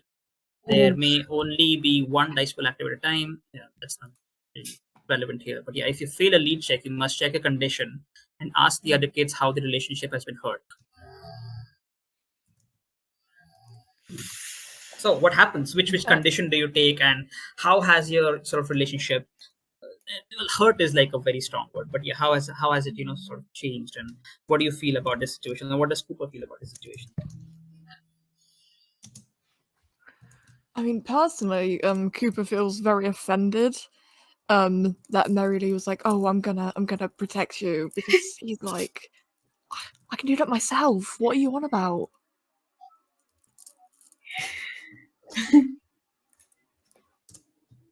I think I'm just exhausted. It's been a really long day for me. The thing with my parents today morning was really bad, and I haven't processed it. And then we're getting into a whole goddamn war right now. And yeah, I don't think she's putting in a lot of effort. She's just kind of putting on a show at this point. Okay. All right. So as you guys try to make your way towards the magnetic ship, there is a very sort of uncertainty in your mind as to what is waiting for you there. It is completely new territory for you. None of you have, well, you've ventured across the entire land of the loop, but this island itself is sort of new territory for you guys. Smith is doing his utmost to sort of stay hidden and lead you guys towards the ship itself. The ship is slightly in an open area, so once you get there, you are basically unavoidable. But you can get as close as possible while sneaking. So I'm going to ask you what were your sneak checks? Did you succeed? Did you fail? What was the result? If you failed the first time, what did you do? If you succeeded the second time, if you pushed a roll, which condition did you take, and what happened uh, to make you push yourself, or how someone else sort of helped you in that regard, or how you pushed yourself to succeed? Yeah, go ahead. We'll go one by one. Afa. So my first roll was a failure. I tried a luck point. That was also a failure. So I did a push, which thankfully was a not failure. So yeah, not the most like physically imposing or capable of the group by far, but somehow moving along. I don't know. Yeah. Okay, cool. Comically crouch low. Yeah. Okay, you try to crouch low as much as possible. Try to find bushes to hide in as you're sort of desperately looking for Smith in the air, uh, who is also sort of going from tree to tree. It is very difficult, and you try to sometimes you get out in the open, and Smith just sort of looks back at you, hoots a very strange sound, and warns you that you're in open space, and then you very quickly go back into the bushes, trying to hide. So yeah, there you go. You are able to sneak away. What about Cooper?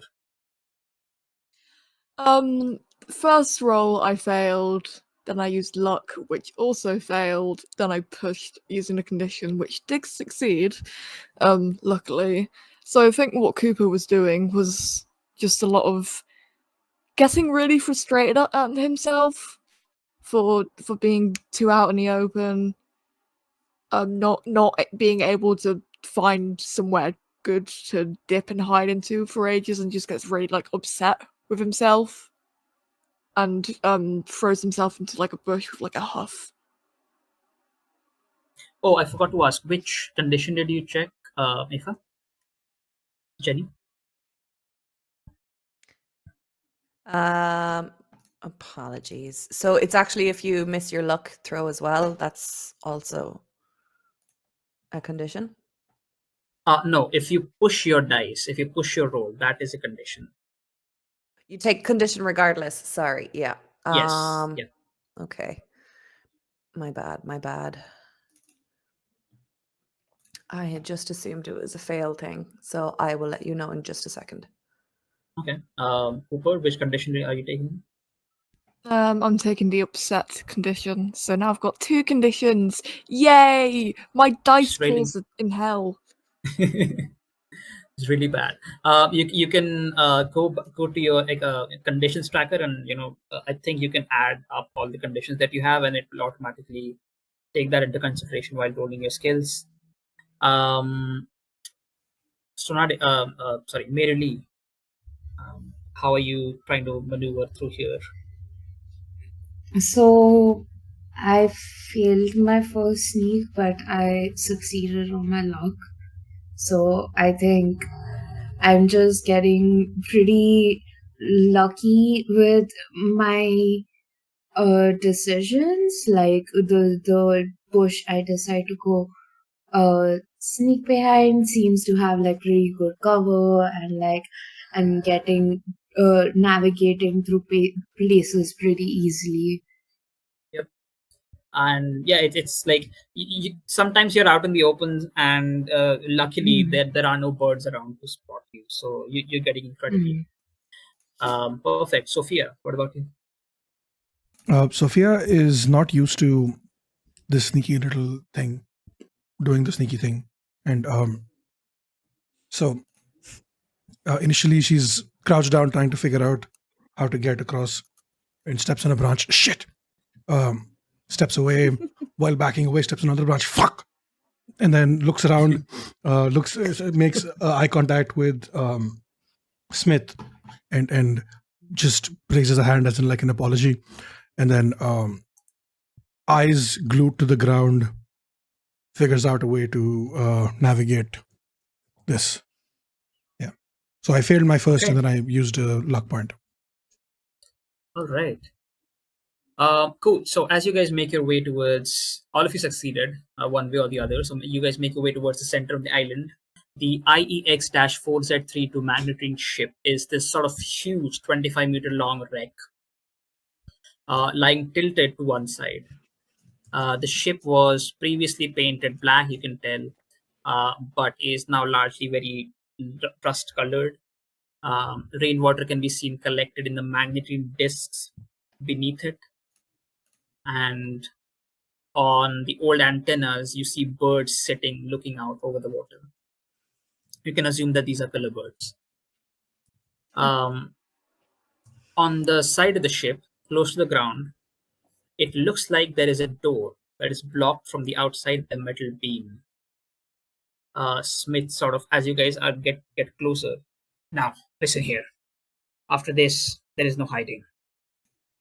We are deep into enemy territory, and this is it. You see that opening over there, and he points towards the door, which is slightly blocked by a metal beam. That is your way in. You see that vent over there, and he points to. He takes his wing and he sort of points towards went towards the upper end of the ship itself. Let me see if I can share what the ship looks like on the VTT.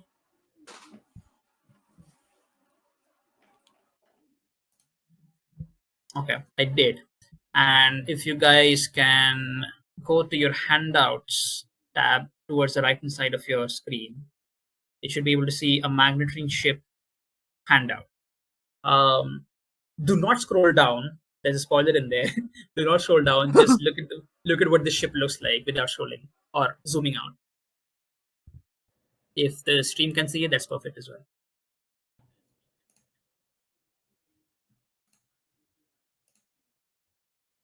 That's not it. The stream one, that's not it. Maybe I shared the wrong one. Give me a sec. It's called the handout is called Magnetron Ship IEX-4Z32. Yep, I've got it. I found it.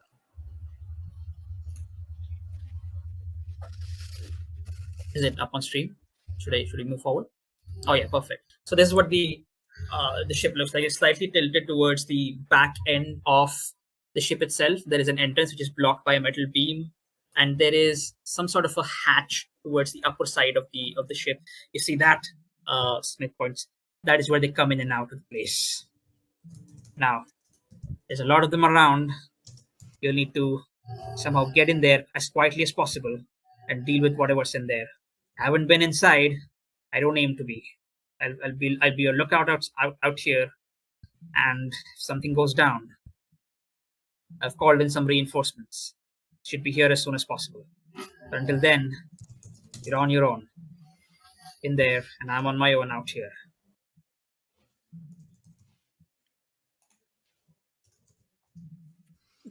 Reinforcements? Yes, yeah, the pigeons. You've seen them. I'm sure no massive fight will break out again if they come over. I hope not. I hope that you're able to resolve this as soon as possible. But if fight does break out, well, most of our fighters were injured in yesterday's battle, but there are still some who are willing to fight. I hope they make here in time. We'll be fine, won't we, guys? Easy in and out. Well, I wish you luck. To battle, soldiers.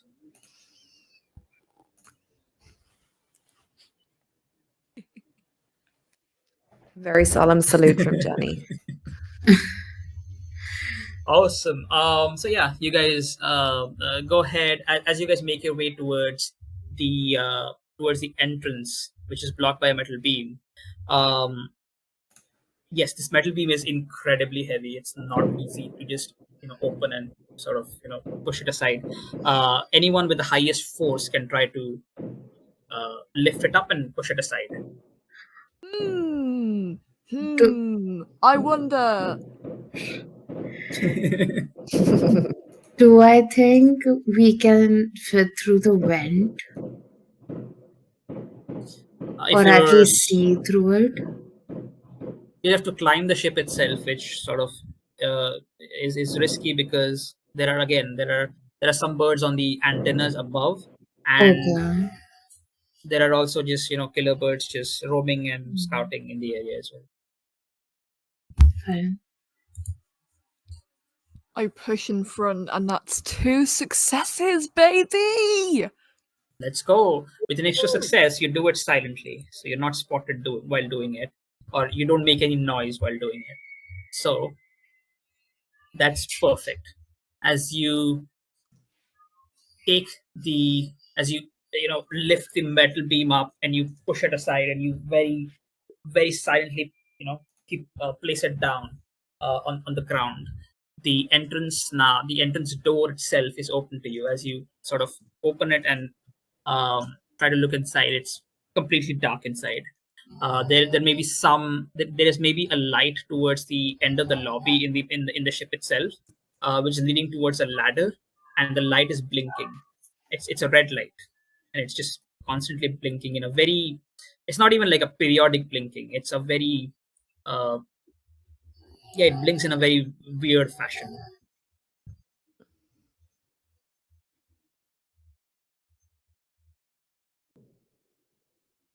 So As soon as the door open, you're sort of assaulted with a very pungent smell of bird poop.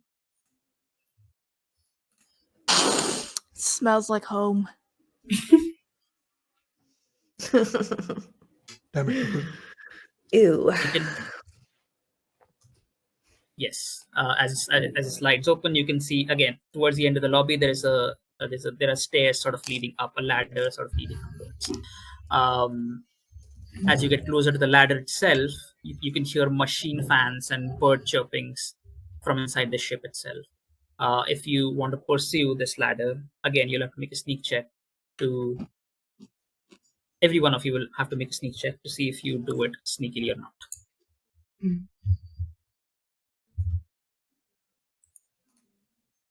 So the ladder is like where the birds are coming from?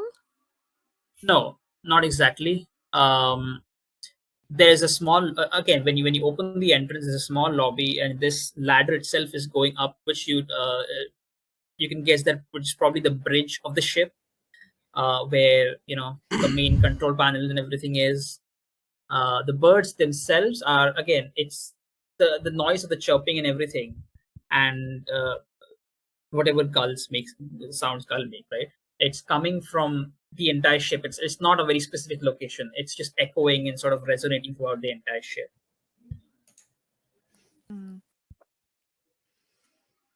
Okay. Then I suppose it's up the bridge. The bridge, the thingy, ladder. Forgot the word ladder. Yeah. I passed my sneak check this time, so. What about the others? We all did. I got 2 successes again. Ooh. Holy.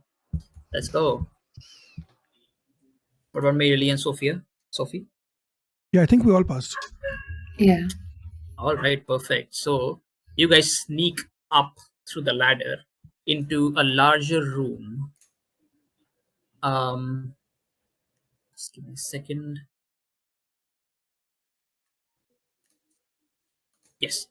So yeah, you sneak up the ladder and you very sneakily open the door to the bridge of the ship. And just inside the door, there's a larger room, which again is the bridge of the ship. There's a huge machine at the center of it. And as you climb through this tilted ship, and you walk into this room, there's like just feathers and bird poop everywhere. Doesn't look like there's anyone here yet. The machine itself, it looks like it is a very sort of improvised. It is a very improvisational build with multiple bird feeders sort of filled with bird food around it. It almost looks like an arcade game, and it has a lot of blinking lights with and like very long metallic arms, which look like which look like surgical in nature. They're holding various surgical equipments at the end of their what look like fingers. And it looks like the machine is sort of powered by a large generator with a battery, and it is sort of connected towards that generator with like multiple wires and these huge sort of very thick wires, almost almost as big as pipes. They go through towards the generator, and the generator itself is sort of linked to it. What looks like it just goes down into the ground itself, and you can hear the hum of the. And this hum is very familiar to you because you've spent your entire life here in Boulder City, and this hum is a very constant thing that you hear. And this hum is from the magnet from the gravitron right below your feet, the particle accelerator that is constantly at work 24/7 all year long. And it's a very familiar sound to you, but the hum of the gravitron itself is incredibly, well, it's slightly more pronounced here than your average day, that you're in school, that you're in home. uh, Clearly this machine is taking power from the gravitron itself. um, there are hundreds of birds here, um, some trapped in cage, some are just out and about. They don't seem to be, because you're very very well hidden, they don't seem to be very aware of your location, or rather aware of you. Or even if they would be, I don't you get a faintest idea that maybe they're not as hostile as the ones outside. Every surface here is covered by bird droppings, feathers, and carcasses of dead birds. There's also what looks like another door which is leading towards the right hand side of this ship, but is probably leading towards another room, or maybe a smaller room towards the back end of the ship. And of course, in front of the machine itself, towards the left hand side of where you entered, there is a huge panel which seems like out of order, decommissioned, because the panel itself is for the magnetic ship, which doesn't work anymore. So what do you do? Do we see any humans here, or is it only birds? It's only birds, no humans yet. Okay. Do we see any pigeons, like any talking birds? No pigeons here. All of them are either gulls or some other species of birds. Yeah, it's black-headed gulls, cormorants, seagulls. Yeah, but yeah, And all of them are in cages. most of them are in cages. Some of them are outside. You can make an investigate check to see if you spy a hint of that microchip that you noticed previously. Yeah, like, are they talking to each other or no? They're not talking to each other. They're not talking to you. They're making What the bird fuck? noises. What are the odds? Wow! Well, previously, when you visited Christopher, he did mention that it's only the pigeons who seem to have developed. Oh no, speech. sorry, I was The other talking about the birds. role that just happened, not about the Oh, okay. birds. My bad. My bad. But okay, that makes sense. That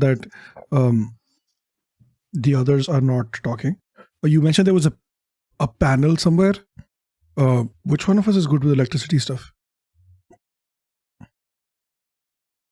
I could try.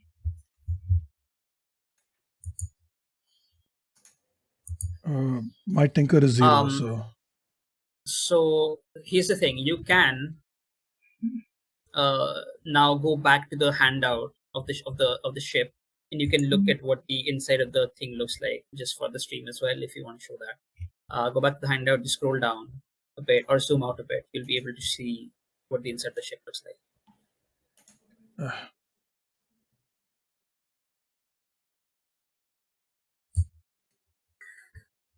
Okay, so we entered from the lower side.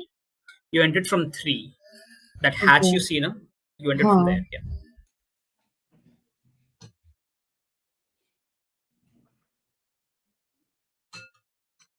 And all of the panels by the captain's seat and navigator's seat were decommissioned? Yes, some look like they're still working. Maybe sort of to read out the power towards the machine itself, the bird machine itself. Which is again, it has a bunch of blinking lights and a bunch of buttons that you have no idea how any of that works unless you actually study the machine itself, which is going to be slightly difficult.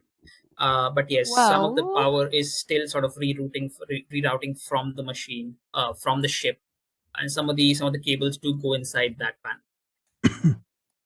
I'm gonna have a good look at this funky little panel here then. I don't know which tech thing would be best for it, calculate, program, or tinker, but I'm just gonna try and get like an idea of either of what's wrong with it, because I don't think I'm gonna know what's doing. I just want to fix it first. Sure, go ahead and make a tinker check. So, do I see any chips on the seagulls on my investigate? Did you succeed? Yeah. Some of them are chipped, some of them are not. It looks like these are very recent arrivals.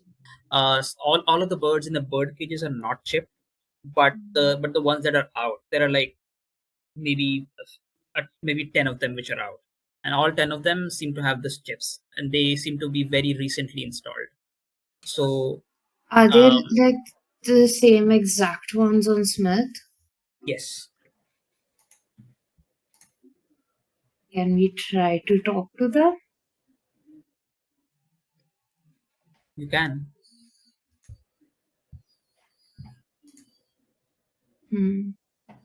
Jenny, do you want to try to talk to them? Yeah, I can. What would be best as a role here? Charm. Yeah. Okay, what do you say? Let me Cooper, did scroll you this make that? first. Did you make Cooper? Sorry, we'll get back to you. Cooper, did you make that tinker check? Yes, I had to push my luck, but I did succeed. All right. So yes, you do figure out. Yeah. So basically, what this thing is doing is just basically rerouting. There's still some juice in the magnetrine discs, which is sort of rerouting power from the ship into the machine itself, and it is going down to the gravitron.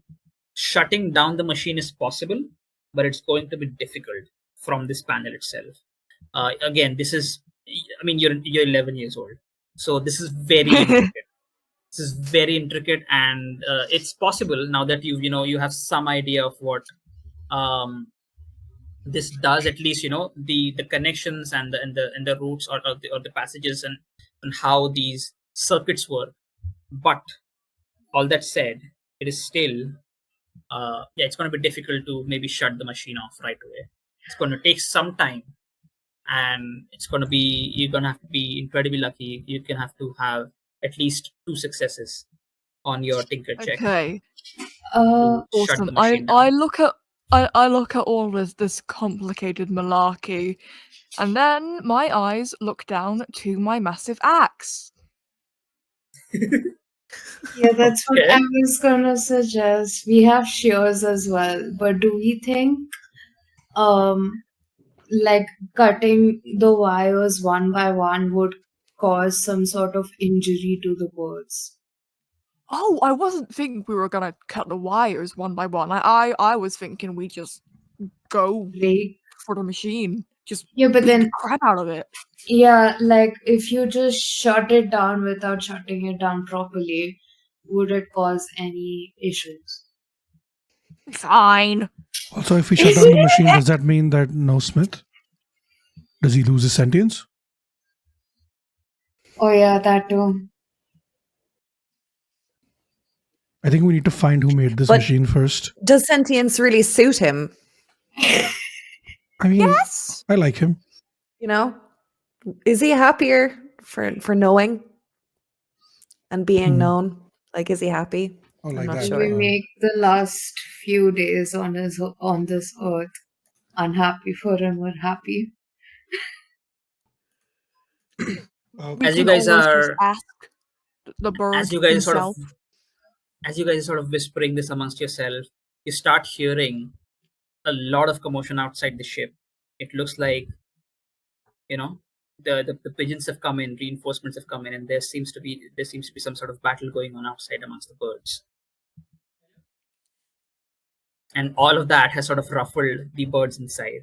All right. As Shit. you guys are making all of this, as all of this commotion starts inside, you hear some footsteps coming from the door towards the back end of the ship, and the door opens, and you see a sort of a lanky man uh, walk in. A very thin, lanky man, sort of looks very, very kind of middle-aged, very untidily dressed, very long hair put in a very messy ponytail, uh, blonde hair.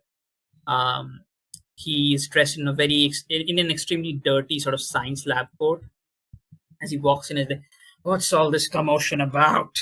He opens the door and he just looks at all of you, just sort of, in the in on the bridge, out of nowhere, and he gets surprised and he's like, "Oh, what the hell? Who the hell are you guys?" We could ask you the same question, mister. Get away Who the from hell the are you? machine right now. What are you doing to the birds? And I raise my shovel. Now put that away. Listen to me. Get out of here as soon as possible. You are in grave danger. Not until I you I tell think me. you're in grave danger, man. We've got a flamethrower. You I'm don't going to understand. bash your head in and put your skin on fire until you tell me what's happening here. You don't understand these birds. And just as he says that, you hear all the 10-ish birds that were outside of the bird cages. You hear the birds inside the cage. They just go completely haywire. They just go wild. And the birds inside, the birds which are outside, who were chipped very recently, uh, they sort of go in a very strange trance almost, as you hear something swooping in from the vent above you, and sort of the same ghost hawk which was sort of stalking you when you were attacked sort of lands on the machine, the bird machine itself, sort of angrily looking towards all of you, and it screeches so loud that the birds in the cages, they just go haywire, and the birds outside which were chipped, they just go into some sort of a trance, and they become incredibly sort of obedient or subservient to this bird itself. Now get away! He's here! I won't let you destroy her work! No! And as he says this, he goes back into the room, and he takes out like a baseball bat, and Oh we're my gonna God. slow the time here, and we're gonna get into extended trouble. Now, generally, you guys get into trouble where you guys roll to see if you get out of trouble, right? This is an extended trouble. This is the epic climax of the entire mystery, where time is slowed and you guys get to make decisions on what you're going to do here. And as you guys do that, you guys decide what you're going to do. You make a plan. This is all above the table. And once that plan is set in stone, you guys make your skill checks and see if you succeed or not. An extended trouble is slightly different from normal trouble, as in it has a specific DC, which is calculated by the number of kids present into the threat level. So right now, because you guys were able to sneak in and were able to surprise Donald, the threat level is just 2. So the threshold for success is 4 into the number of kids into 2. That's 8 successes. Now, what happens in an extended trouble is, first of all, I will just give me a second. Yes, I will set the stakes, as in I declare what is at stake and what will happen if you fail. Now, then I will tell you the threat level, which I've already done. It is threat level 2. That means the threshold for success is 4 into 2, 4 kids into 2, that's 8. So you'll need 8 successes together. as a pool to succeed this extended trouble. Then you guys make a plan on what you're going to do in this situation, right? And it's all going to play out. And the fourth thing you do in that, the fourth thing you do is you play it all out as a montage, basically. All of this happens very quickly, but all of this, the planning and everything is happening above the table. So it plays out as a scene as a very quick scene, or maybe an extended scene, slightly extended scene, in the fiction itself. But we get time to prepare above the table so that we can have a very epic moment when everyone works together to, overcome this incredibly difficult challenge for the kids. So once we make a plan, we play out all the scenes, and then you guys can make your skill checks, and depending on the number of successes that you get, it is determined where if you completely fail, if you partially succeed, or you completely succeed. Depending on what that result is, the results of this altercation might be very different. So yeah, that's what we're gonna do. So first thing I'm going to do is, again, like the time slows as as the ghost hawk sort of very swiftly lands on the machine. He starts screeching, looking towards all of you angrily, and all the birds inside the cage, they start going haywire. The birds outside, which were very recently chipped, they go in some sort of a trance, and they sort of go in attack mode almost, as they start flapping their wings, as they're very intent on just attacking you out of with all the strength they have, right? And Donald, he says, no, the bird, he's going to come here, and I won't let you destroy her work. And just as he says that, he opens the door, he goes back, and he takes a baseball bat, and he is running towards you guys to maybe swing away and maybe try to make you run away from here. That is where the time slows down, and I'm gonna set the stakes here. I'm gonna say, if you fail this, whatever you're trying to do, if you're trying to stop him or stop the machine or whatever you're trying to do, if you fail this altercation, if you completely fail this altercation, this extended trouble, this phenomenon of the birds getting exceedingly violent and exceedingly dangerous will continue, and it will terrorize it will basically terrorize the area for the coming months before something is done about it. If you succeed, well, you succeed, right? There's a partial success as well. We'll decide what that is eventually. But yes, those are the stakes. Many people can get hurt. You've seen what these birds do. It has already hurt Stacy's dog. It has severely injured Christopher Boyd. This guy himself, Donald, he also you look at him now, as he's making his way towards you. He has multiple peck wounds on his head and on his face and on his hands. So these guys, they if the number keeps increasing, it's going to be it's going to be basically a shit show for a while out there if you fail to succeed here. Now that is the stakes. Those are the stakes. The threat level I've already mentioned is 8 successes. Now you guys get to make a plan. What do you intend to do here? I just wanted to confirm Donald is coming right at us. He doesn't care about the birds, and the birds are also coming right at us. Yes, you're facing battle on both fronts. So Donald wants the birds to keep behaving this way. Yes. This is her invention. Yes, he clearly states, I won't let you destroy her invention. So her, we're assuming, is the bird, or is her the aunt? Yeah. Is your aunt also a scientist? Yep. So yeah, is her the aunt, or is it the bird? Is what I'm trying to figure out. Oh, outside, outside of the character, then yes, it is the aunt. Okay, cool. So Her name is Diane. I mean, your character wouldn't know it, but yes, yeah. Jenny, Diane. This guy's probably talking about Diane.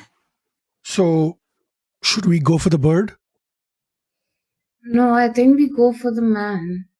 or the machine? I think we all go Because for the- different things. I think some of us go for the birds, while some of us go for the guy, and while both of them are being held off, someone goes for the machine. Surely. Yeah, Okay. I'll go for the man. I wanna like smash his head and try to flamethrower him at the same time with my new thing. Would you mind going for the bird instead so I can talk to the man and distract him? Then you can take out the bird. I don't think I can talk to the bird, but I could talk to the man.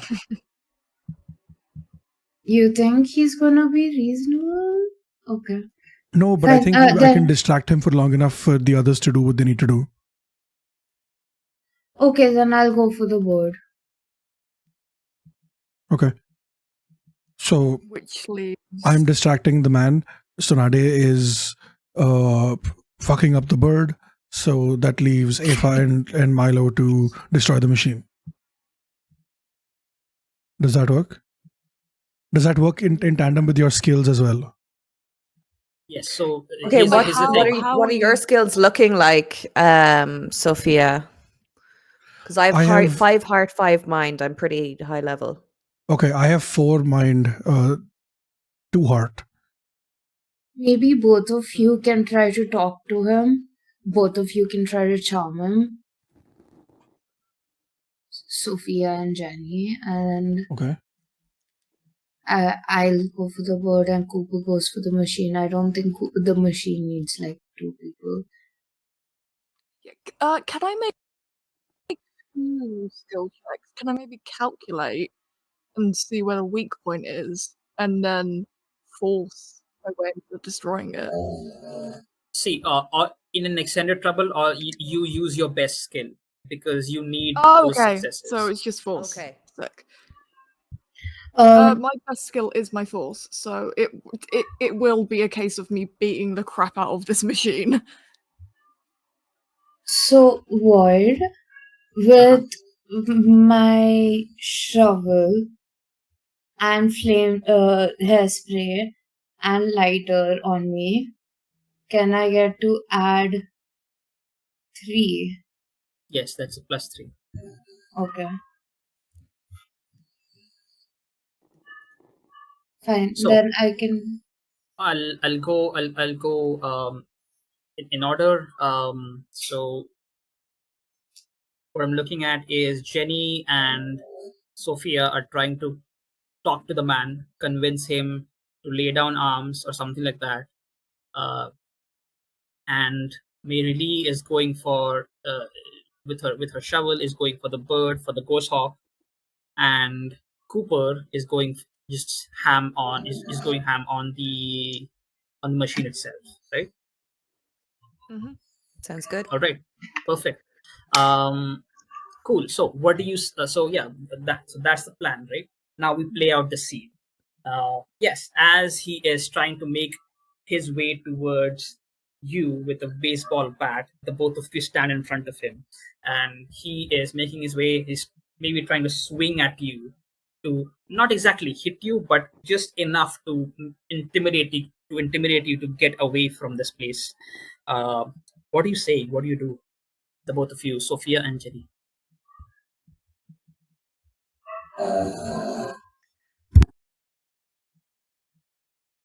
Okay. Okay, so I'll roll charm because that's my highest stat of all my stats. And what I'll do is I'll dart in front of Donald, throw my hands up and say, if you really love Diane, you wouldn't try to hurt her family. Ooh. So Strong I'm gonna roll move. that now. Yeah. So we need 2 successes each, basically. Oh fuck! Let's go. Let's go. 3 Nice. successes. Super Holy. effective. Woo-hoo-hoo. It is super effective. So, Void, my highest Yeah. skill is sneak. Okay. How the fuck do I use sneak when I'm talking What to is this your guy? what is your second highest skill? You could try to get his bat. Second highest is What? empathize or investigate. Hmm. I could try to empathize with him, being like, okay, so I'm gonna make him try to empathize with us. Okay, I'm gonna do the other thing. I'm gonna pull out Bugsy from my coat pocket and show him to the man and be like, look at this sweet little thing. If you hurt me, he will have no one to protect him. And then one of the birds will eat him. Do you really want that to happen to this poor little rat? He's all I've got, and I'm all he's got. And you wouldn't be so mean and so cruel to hurt this poor little thing, would you? And Is Bugsy your iconic item? yes. Okay. So go ahead and roll empathize with 2 extra dice. 2 extra dice. Let's fucking go. Yeah.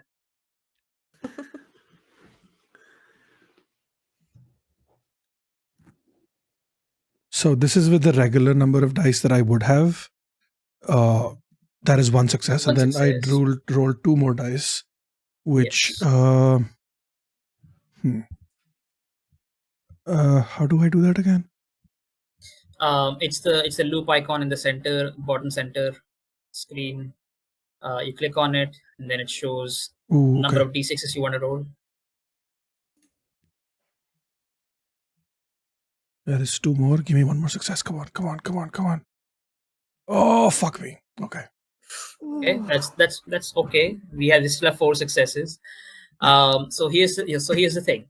Now that we have 4 successes, that is half the number of successes that you need.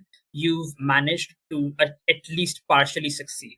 So this is not going to be a complete failure. Okay, that is how it works.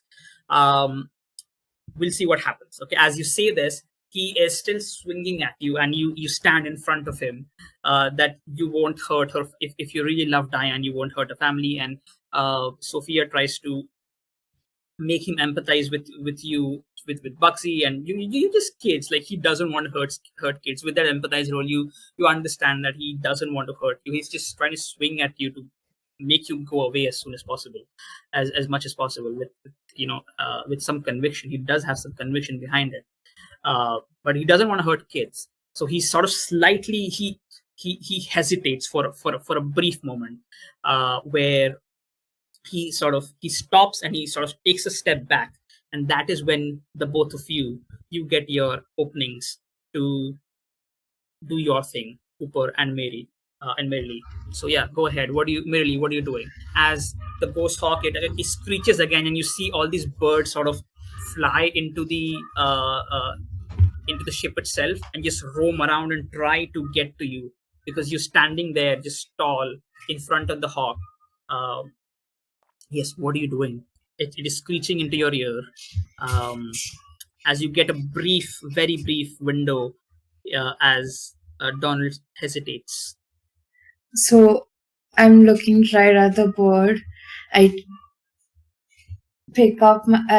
pull up my shovel, just swing it as hard as I can across the board, just like smashing it, and then immediately pulling it back, and then pushing on the hairspray that I have attached to the shovel, and then the whole time I've been holding my lighter in the other hand, just with 2 of my fingers. So I pull that up, light it up, and just light the board on fire.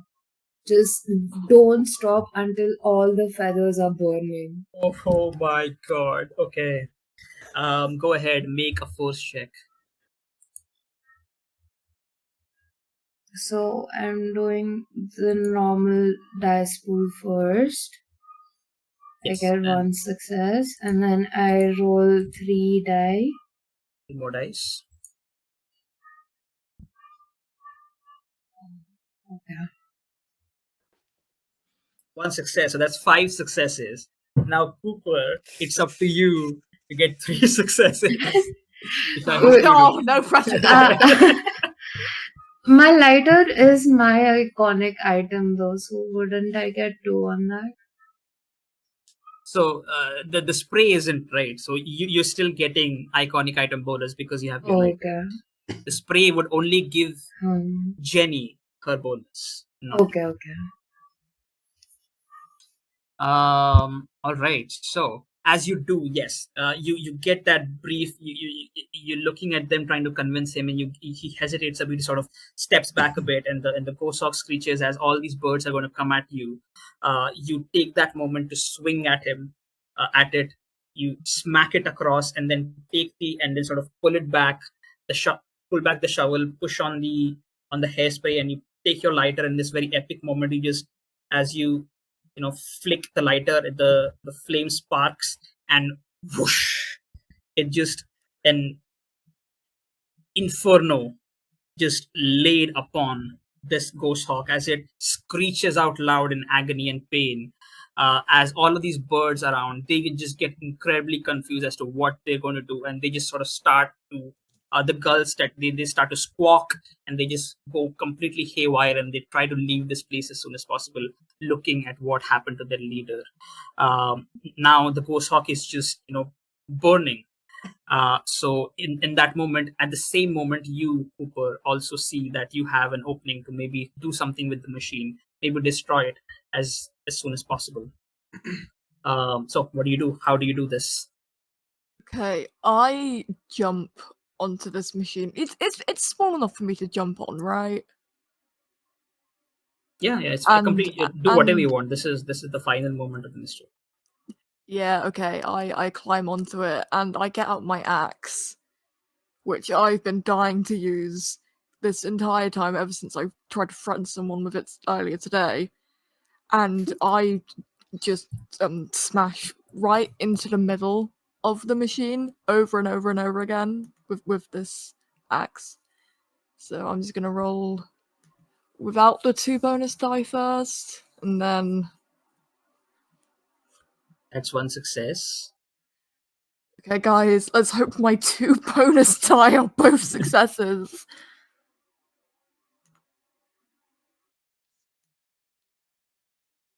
That's 2. Okay. Ooh, so you just short of that 8. You still have 7 successes now. Because you're not in a complete failure, there's another twist to this. Any one of you can take one condition for one success. I want to take the condition, but can I roll the 3 extra die as well? You've already rolled the 3 extra dice. This is after you've rolled, you're pushing yourself basically at this point. So it will just be the force. No, you're not rolling anything. For one condition, you will get one success. Oh, okay. I can't push. Okay. You are pushing. You are pushing your dice rolls, but because this is an extended trouble, the mechanics are slightly different. Okay. In an extended trouble, for one condition, you get one success, automatic success. Okay. Then, yeah, I'll take the condition. That makes sense. I probably light a bit of my hand on fire as well. Oh yeah. Oh, awesome. So as you, this is wow. Okay. So as you're holding lighter, then yes, some of the fire does come onto your hand, and it's slightly it burns, and you take the injured condition, and with that you have 8 successes. As all of this subsides, the ghost hawk just sort of screaming and screeching on the machine as Cooper is just going ham on it, just hitting the thing with his axe as much as possible, just destroying all the circuits, all the wires, all the sockets. It is destroyed. The blinking lights that were just going ham all around, they stop blinking.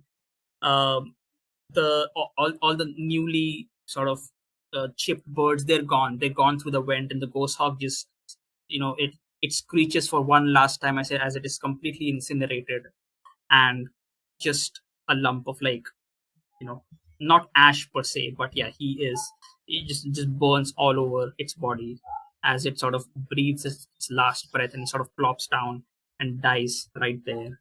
um, Donald, seeing all of this, sort of takes a step back. He uh, You look at him sort of, and he's in disbelief as to what has just happened. He looks at his baseball bat, and just releases it in complete defeat. The bat sort of falls down onto the metallic floor of the ship, making a loud clang noise. It sort of echoes throughout the entire ship as he takes another step back. And you're her family.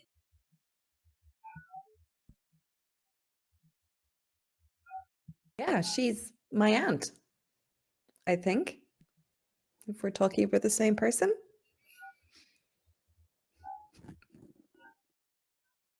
He just sort of nods his head in disbelief.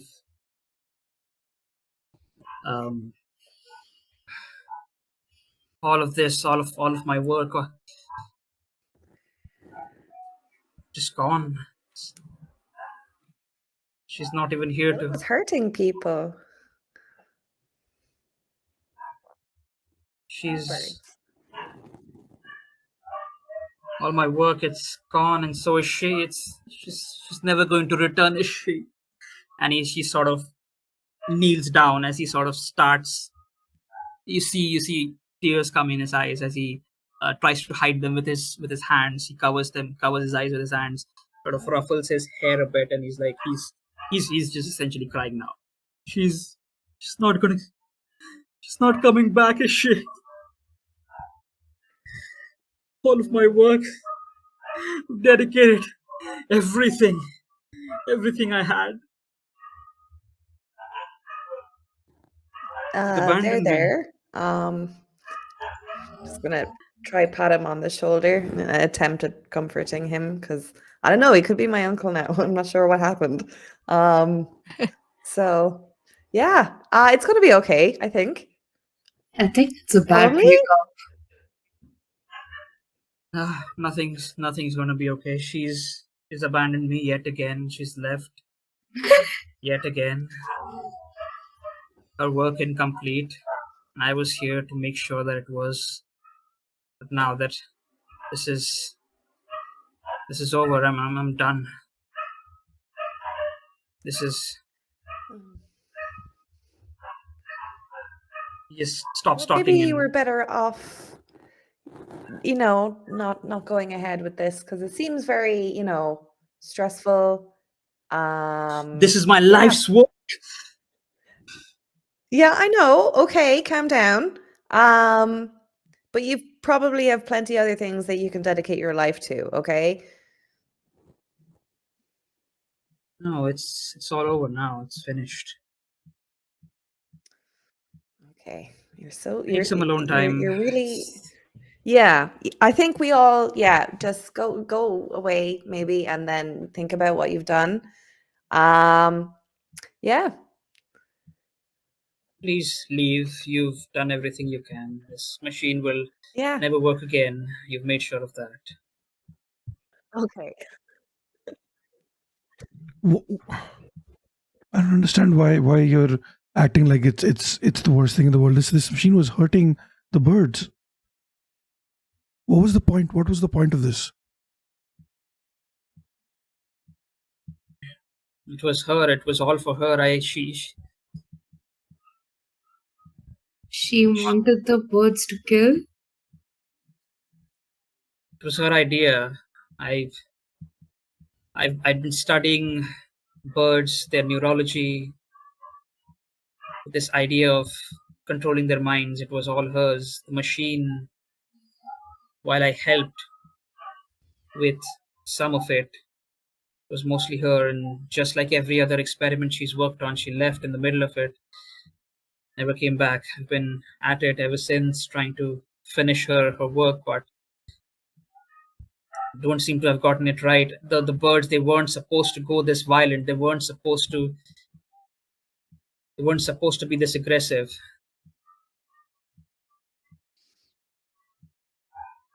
It's supposed to be about control, about making them. Well, Okay, it's over dude, now. respectfully, what the actual fuck? What do you mean they were not supposed to hurt? They were not supposed to.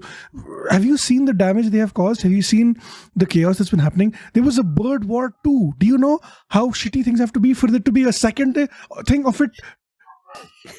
do you understand how bad things got? And you did it for what? For love? Of all things, love? Really? I guess you're too Unrequited? little to understand That too? it. No, please, I understand love, okay? But unrequited of all things, for someone who doesn't even care if you exist? Come on. It wouldn't have mattered if I finished the work. It would have worked. Just didn't. She left in the... Please, can you... Would you have finished the work, or the birds would have finished you? I mean, look at you. Well, it's all done now. The machine's gone. It's never going to work again. I'm done with all of this. I just want to be alone now. Okay. Well, we'll catch up later. Yeah. Sorry about all this, I guess, but you had it coming. Yep. I'm trying to feel bad for him, but I'm really not. No. Can I raid his lab? Can I find something? Oh, Sure. I don't go ahead think- and make what exactly are you looking for? Anything cool can use as something helpful as a weapon. I don't know. The mechanical hands, which are these surgical hands on the machine, on the machine itself, they look kind of, weapon-ish. Besides that, in the storage room itself, there's like multiple photos of Diane and Donald. Diane again more in the center stage, and Donald just sort of in the background, sort of looking at her longingly, sort of gazing at her. Absolutely. Penny, do you want some pictures What a of your simp. land? Speaking from experience.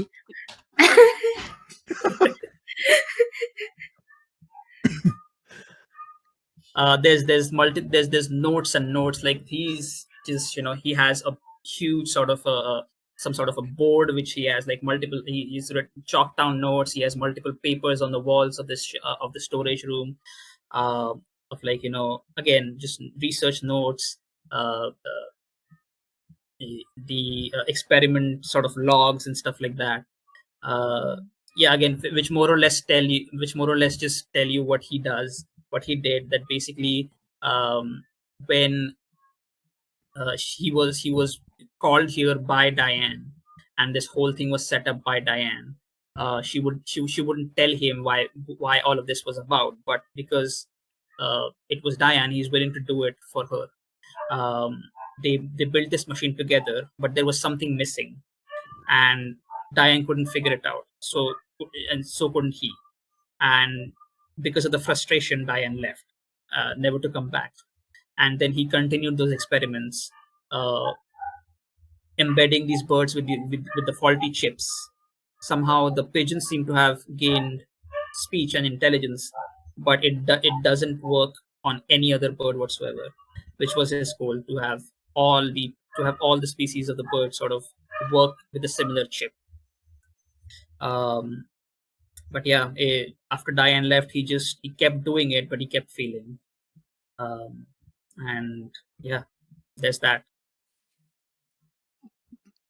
Jenny, is all your family like this?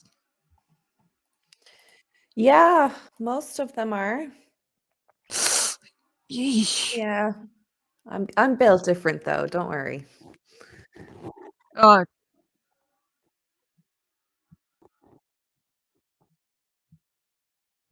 You probably know. I mean, you're old enough to know that your mom doesn't work on biology stuff. She is more of a physicist. Okay, then I just take the mechanical hands. Yeah, sure. You take 2 mechanical hands. They can be ripped off by the axe that Cooper has. Cool. And as you guys make your way outside, you notice that the battle outside, the battle of the birds on the Sentinel Island, has concluded. There have been casualties on both sides. Some birds are just hovering in the sky, not knowing what to do, just doing just completely random acts. As you walk out, you notice that those birds might not be an immediate threat, but there are multiple pigeons and multiple gulls which lay dead on the battlefield. One of them, gravely wounded, is Smith. No. No, Smith. No, he didn't come inside with us. Fuck. Okay, I'm gonna run to him and pick him up so gently and tenderly in my hands. Is there anything we can do for him? He coughs up blood. He's like, No, Smith. "Did we succeed? We Is it did. We over?" won. The war is over, like we promised. We have brought peace.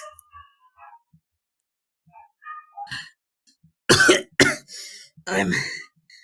Oh, Can I don't scream you- out to Donald and be like, "Get your ass here! You need to fix this!"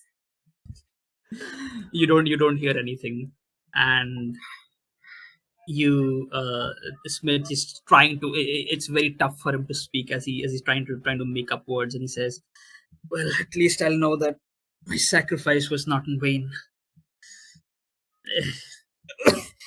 I Nor can die was happily." exactly. Nor was your valiant volunteer work. You were actually the best volunteer I've ever met in the world. I want I you to can know die that. happily knowing that I did my part, and I saved my people. Smith, no. I might have. Why do you I fuck might her? have been. God damn it. As he takes his last breath, he says one last thing. He says, "It was an honor to fight alongside you guys. Remember me." No, it was an honor to fight alongside you. We'll remember I you salute forever, Smith. him. And he gives his life, or rather, life leaves him on your hands as he stops breathing. Fucking hell. Okay, I need to burn Donald's hair off. I head back in.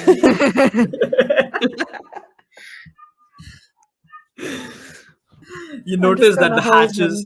You notice that the hatch is now locked. The ladder's hatch is now locked. Can I look back at the entrance again? Yeah, you enter the lobby, and there's a ladder, right? The ladder leads up to the hatch. Okay, I thought. Yeah, the hatch itself is locked. Oh fuck. Can I just bang on it? You just hear, "Go away. I don't No, have." you gotta pay for this. You need to pay for this. I've paid enough. I've paid with my love. Now go away. That's not enough. Love is no substitute for Smithy's life. I need Love is no vengeance. substitute for volunteering. Yeah. We're gonna doesn't have to give open him a proper burial.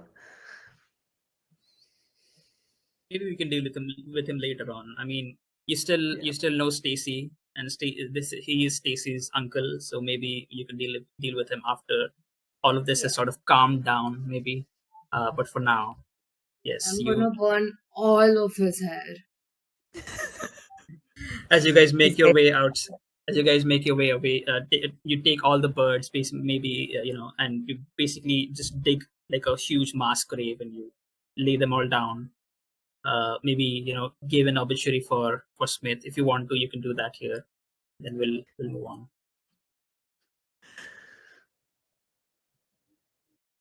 Some people call pigeons rats of the sky, but I call this pigeon a hero of Bird War II. He'll be remembered forever, several thousand times the length of the average pigeon's memory. So that's quite the feat.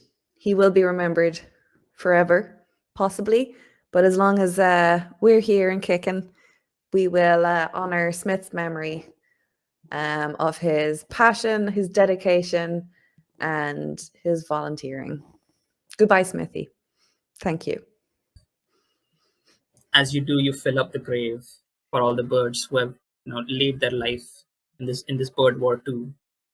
They will be remembered as they as you guys sort of pay your respects and leave the island itself victorious, knowing that you've saved a lot of lives. If this had gone any other way, um, there was a possibility that these birds could get even more violent, even more aggressive, and they could hurt your loved ones, anyone in the town. Um, so yes, there have been some sacrifices that you've had to endure, but yes, you did a good thing, and you saved a lot of people. Yes, and after all of that, you've managed to stop Donald. Um After a while, and this is just basically the ending montage. After a while, you hear rumblings of Donald sort of kind of disappearing. Maybe DARPA is involved. Um, you maybe visit Stacy afterwards, and she says some men in black suits they visited and they took him away. Stacy says that Donald has allowed her to stay here in his house as long as she wants to, and for now Donald is sort of been taken away to the loop for some questioning, but he's probably not going to return. He's going to stay there for a while. She doesn't know how for how long, but there's that. Maybe some of you go back to the ship after some days. You enter the ship itself, and everything, the bird machines, the cables, any and all sort of evidence of the birds being here, all the bird poop, the feathers, the dead birds are all gone, just completely swiped clean. The birds which had already been implanted with that chip, they die in the coming weeks with the machine now gone. Donald, as it is, and this is sort of it's not exactly character knowledge, but I'm just telling this as an ending montage for the mystery. Donald will not tell anyone about Diane and her part in what happened. He takes all the blame for this, and he just vanishes. You can there's no idea where he's gone.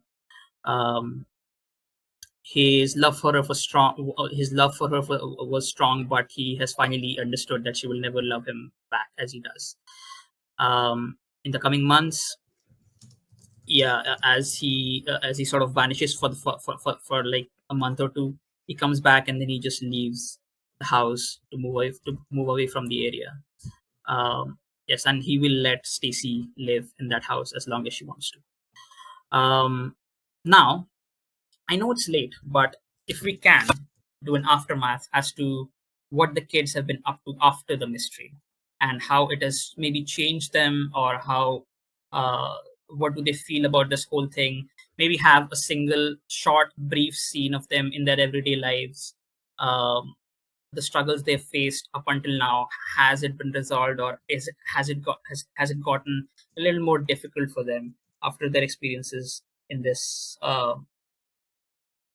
mystery itself? Has have things changed for Jenny in her house now that she knows that her aunt is involved in all of this? What does she think? Does she go back to her house, and how does she sort of reveal this to her parents? And what about others? Like, how has this sort of affected your characters. Let's just have that, a brief snapshot of their lives after this mystery. Um, so yeah, go ahead. Who wants to go first? I know I'll Ethan has to keep up the leave. trend. So yeah. Yeah. I gotta go soon, so thank you for letting me go first. I obviously just elbowed my way in anyway. So, yeah. So Jenny, after this first mystery, she has a little bit more faith in her friends and their abilities. She doesn't feel like she has to do everything herself. Even little Cooper, who she sees as a younger brother that she has to take care of, even though he's ever so strong. She's starting to see that he's like growing up and he's making decisions for himself, and he's succeeding on roles by himself, which is uncomfortably meta, so we'll move on. But yeah, at home things don't change a whole lot. Jenny's in a little bit of a better mood, but her parents are still weird with each other. Her father is still living in blissful ignorance of her mother's affair, and she certainly isn't. And her brother will be heading off to college soon. So, yeah, things aren't like super changed, but they are a little bit on the inside. She has a little bit more confidence in her friends. She knows that they're there for her as much as she's there for them. And hopefully that'll help with any obstacles or anything that come up in her life from now on. Awesome. Who goes next? Cooper?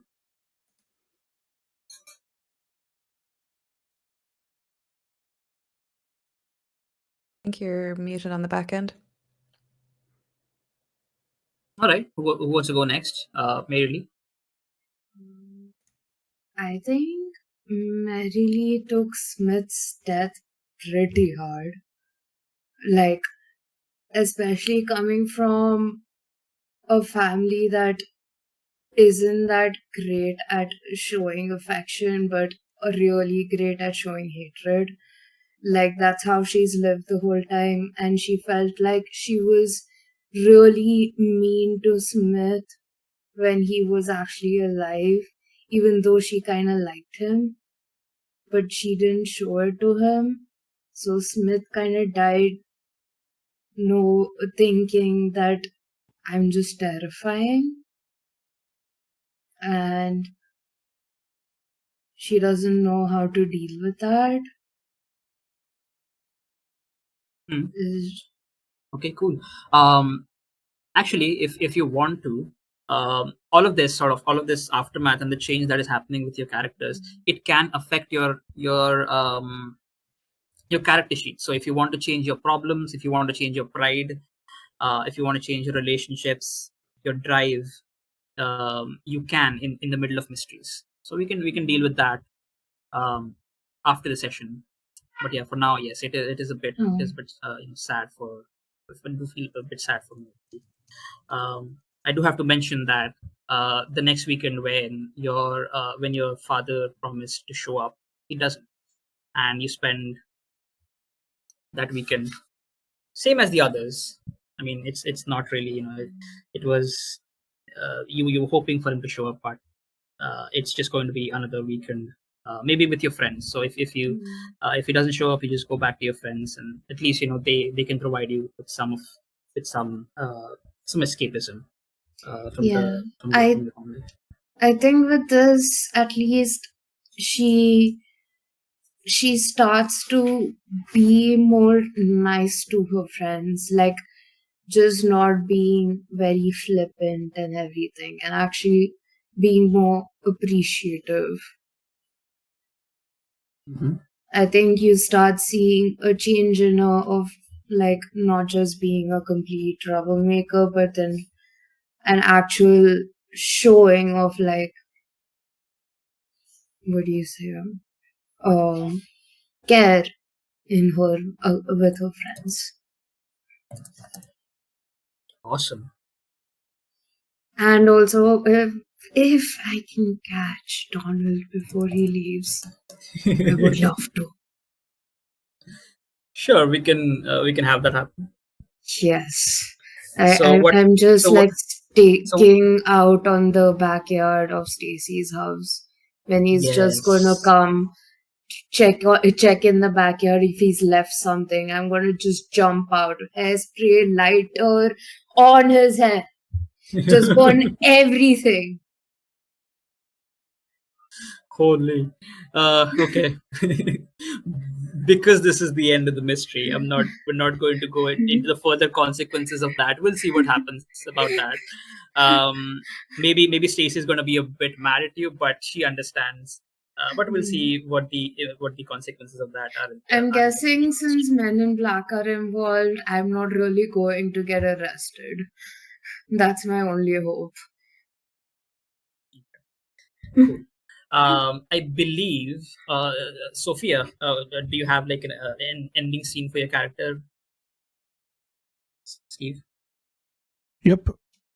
Yeah. So, Sophia, after the end of this mystery, she takes Bugsy on a nice little walk, feeds him the best treats that she can find, and Sophia is going to go to this abandoned cabin at the edge of town that people think is haunted, and is going to crawl under the fence through the hole in the back of the house and into her makeshift home where she and Bugsy live, and try not to think about talking pigeons and birds fighting and bald-headed man with woodpecker holes in his head. Yeah. Okay. Do we know if Milo is going to be able to return? I think they're back. I heard something. Hello. Oh, there we are. Am I? Yep. Okay. Milo, what is the aftermath of the mystery for you? Oh, sorry, Cooper. What is the aftermath of the mystery for Cooper? Cooper-wise, life at home is pretty much the same. I mean, he's still under a lot of pressure from his parents for the whole farm thing. He does trust his friends a bit more, I think. He used to be a bit, I'd say, scared almost of Jenny, but he's become a lot closer with her, become a lot closer with Mary Lee, but his relationship was always like that. He's still cocky, and he's still a bit overconfident, but he's become a little bit annoyed and frustrated at himself that even though he is really strong, the only thing he seems to be good at is breaking things and messing things up with that strength, and he's not exactly super thrilled about that. He's definitely knocking his psyche down. But yeah. Okay. Cool. We'll see what changes take place in Cooper's life in further mysteries as well. So that wraps up our first mystery out of 4. This was the first one called Summer Break and Killer Birds. I will see you in the next one, which is called Grown Up Attraction, and it's set in autumn. We'll see what shenanigans our kids get up to in when the leaves turn yellow. And yes, I'm stoked about this. We will see you guys next one. In the meantime, life goes on in the loop. Boulder City is just as normal and just as weird as it has always been. The next time we meet our characters, they're going to be in school because summer's over, and they got to go back and do their daily chores, daily studying, daily homework. It's going to be difficult. It's going to be, again, a lot of pressure, but at least they have each other and the mysteries around the loop to distract themselves from all of this. And until then, I bid you farewell. We'll see you in 2 weeks. Bye-bye.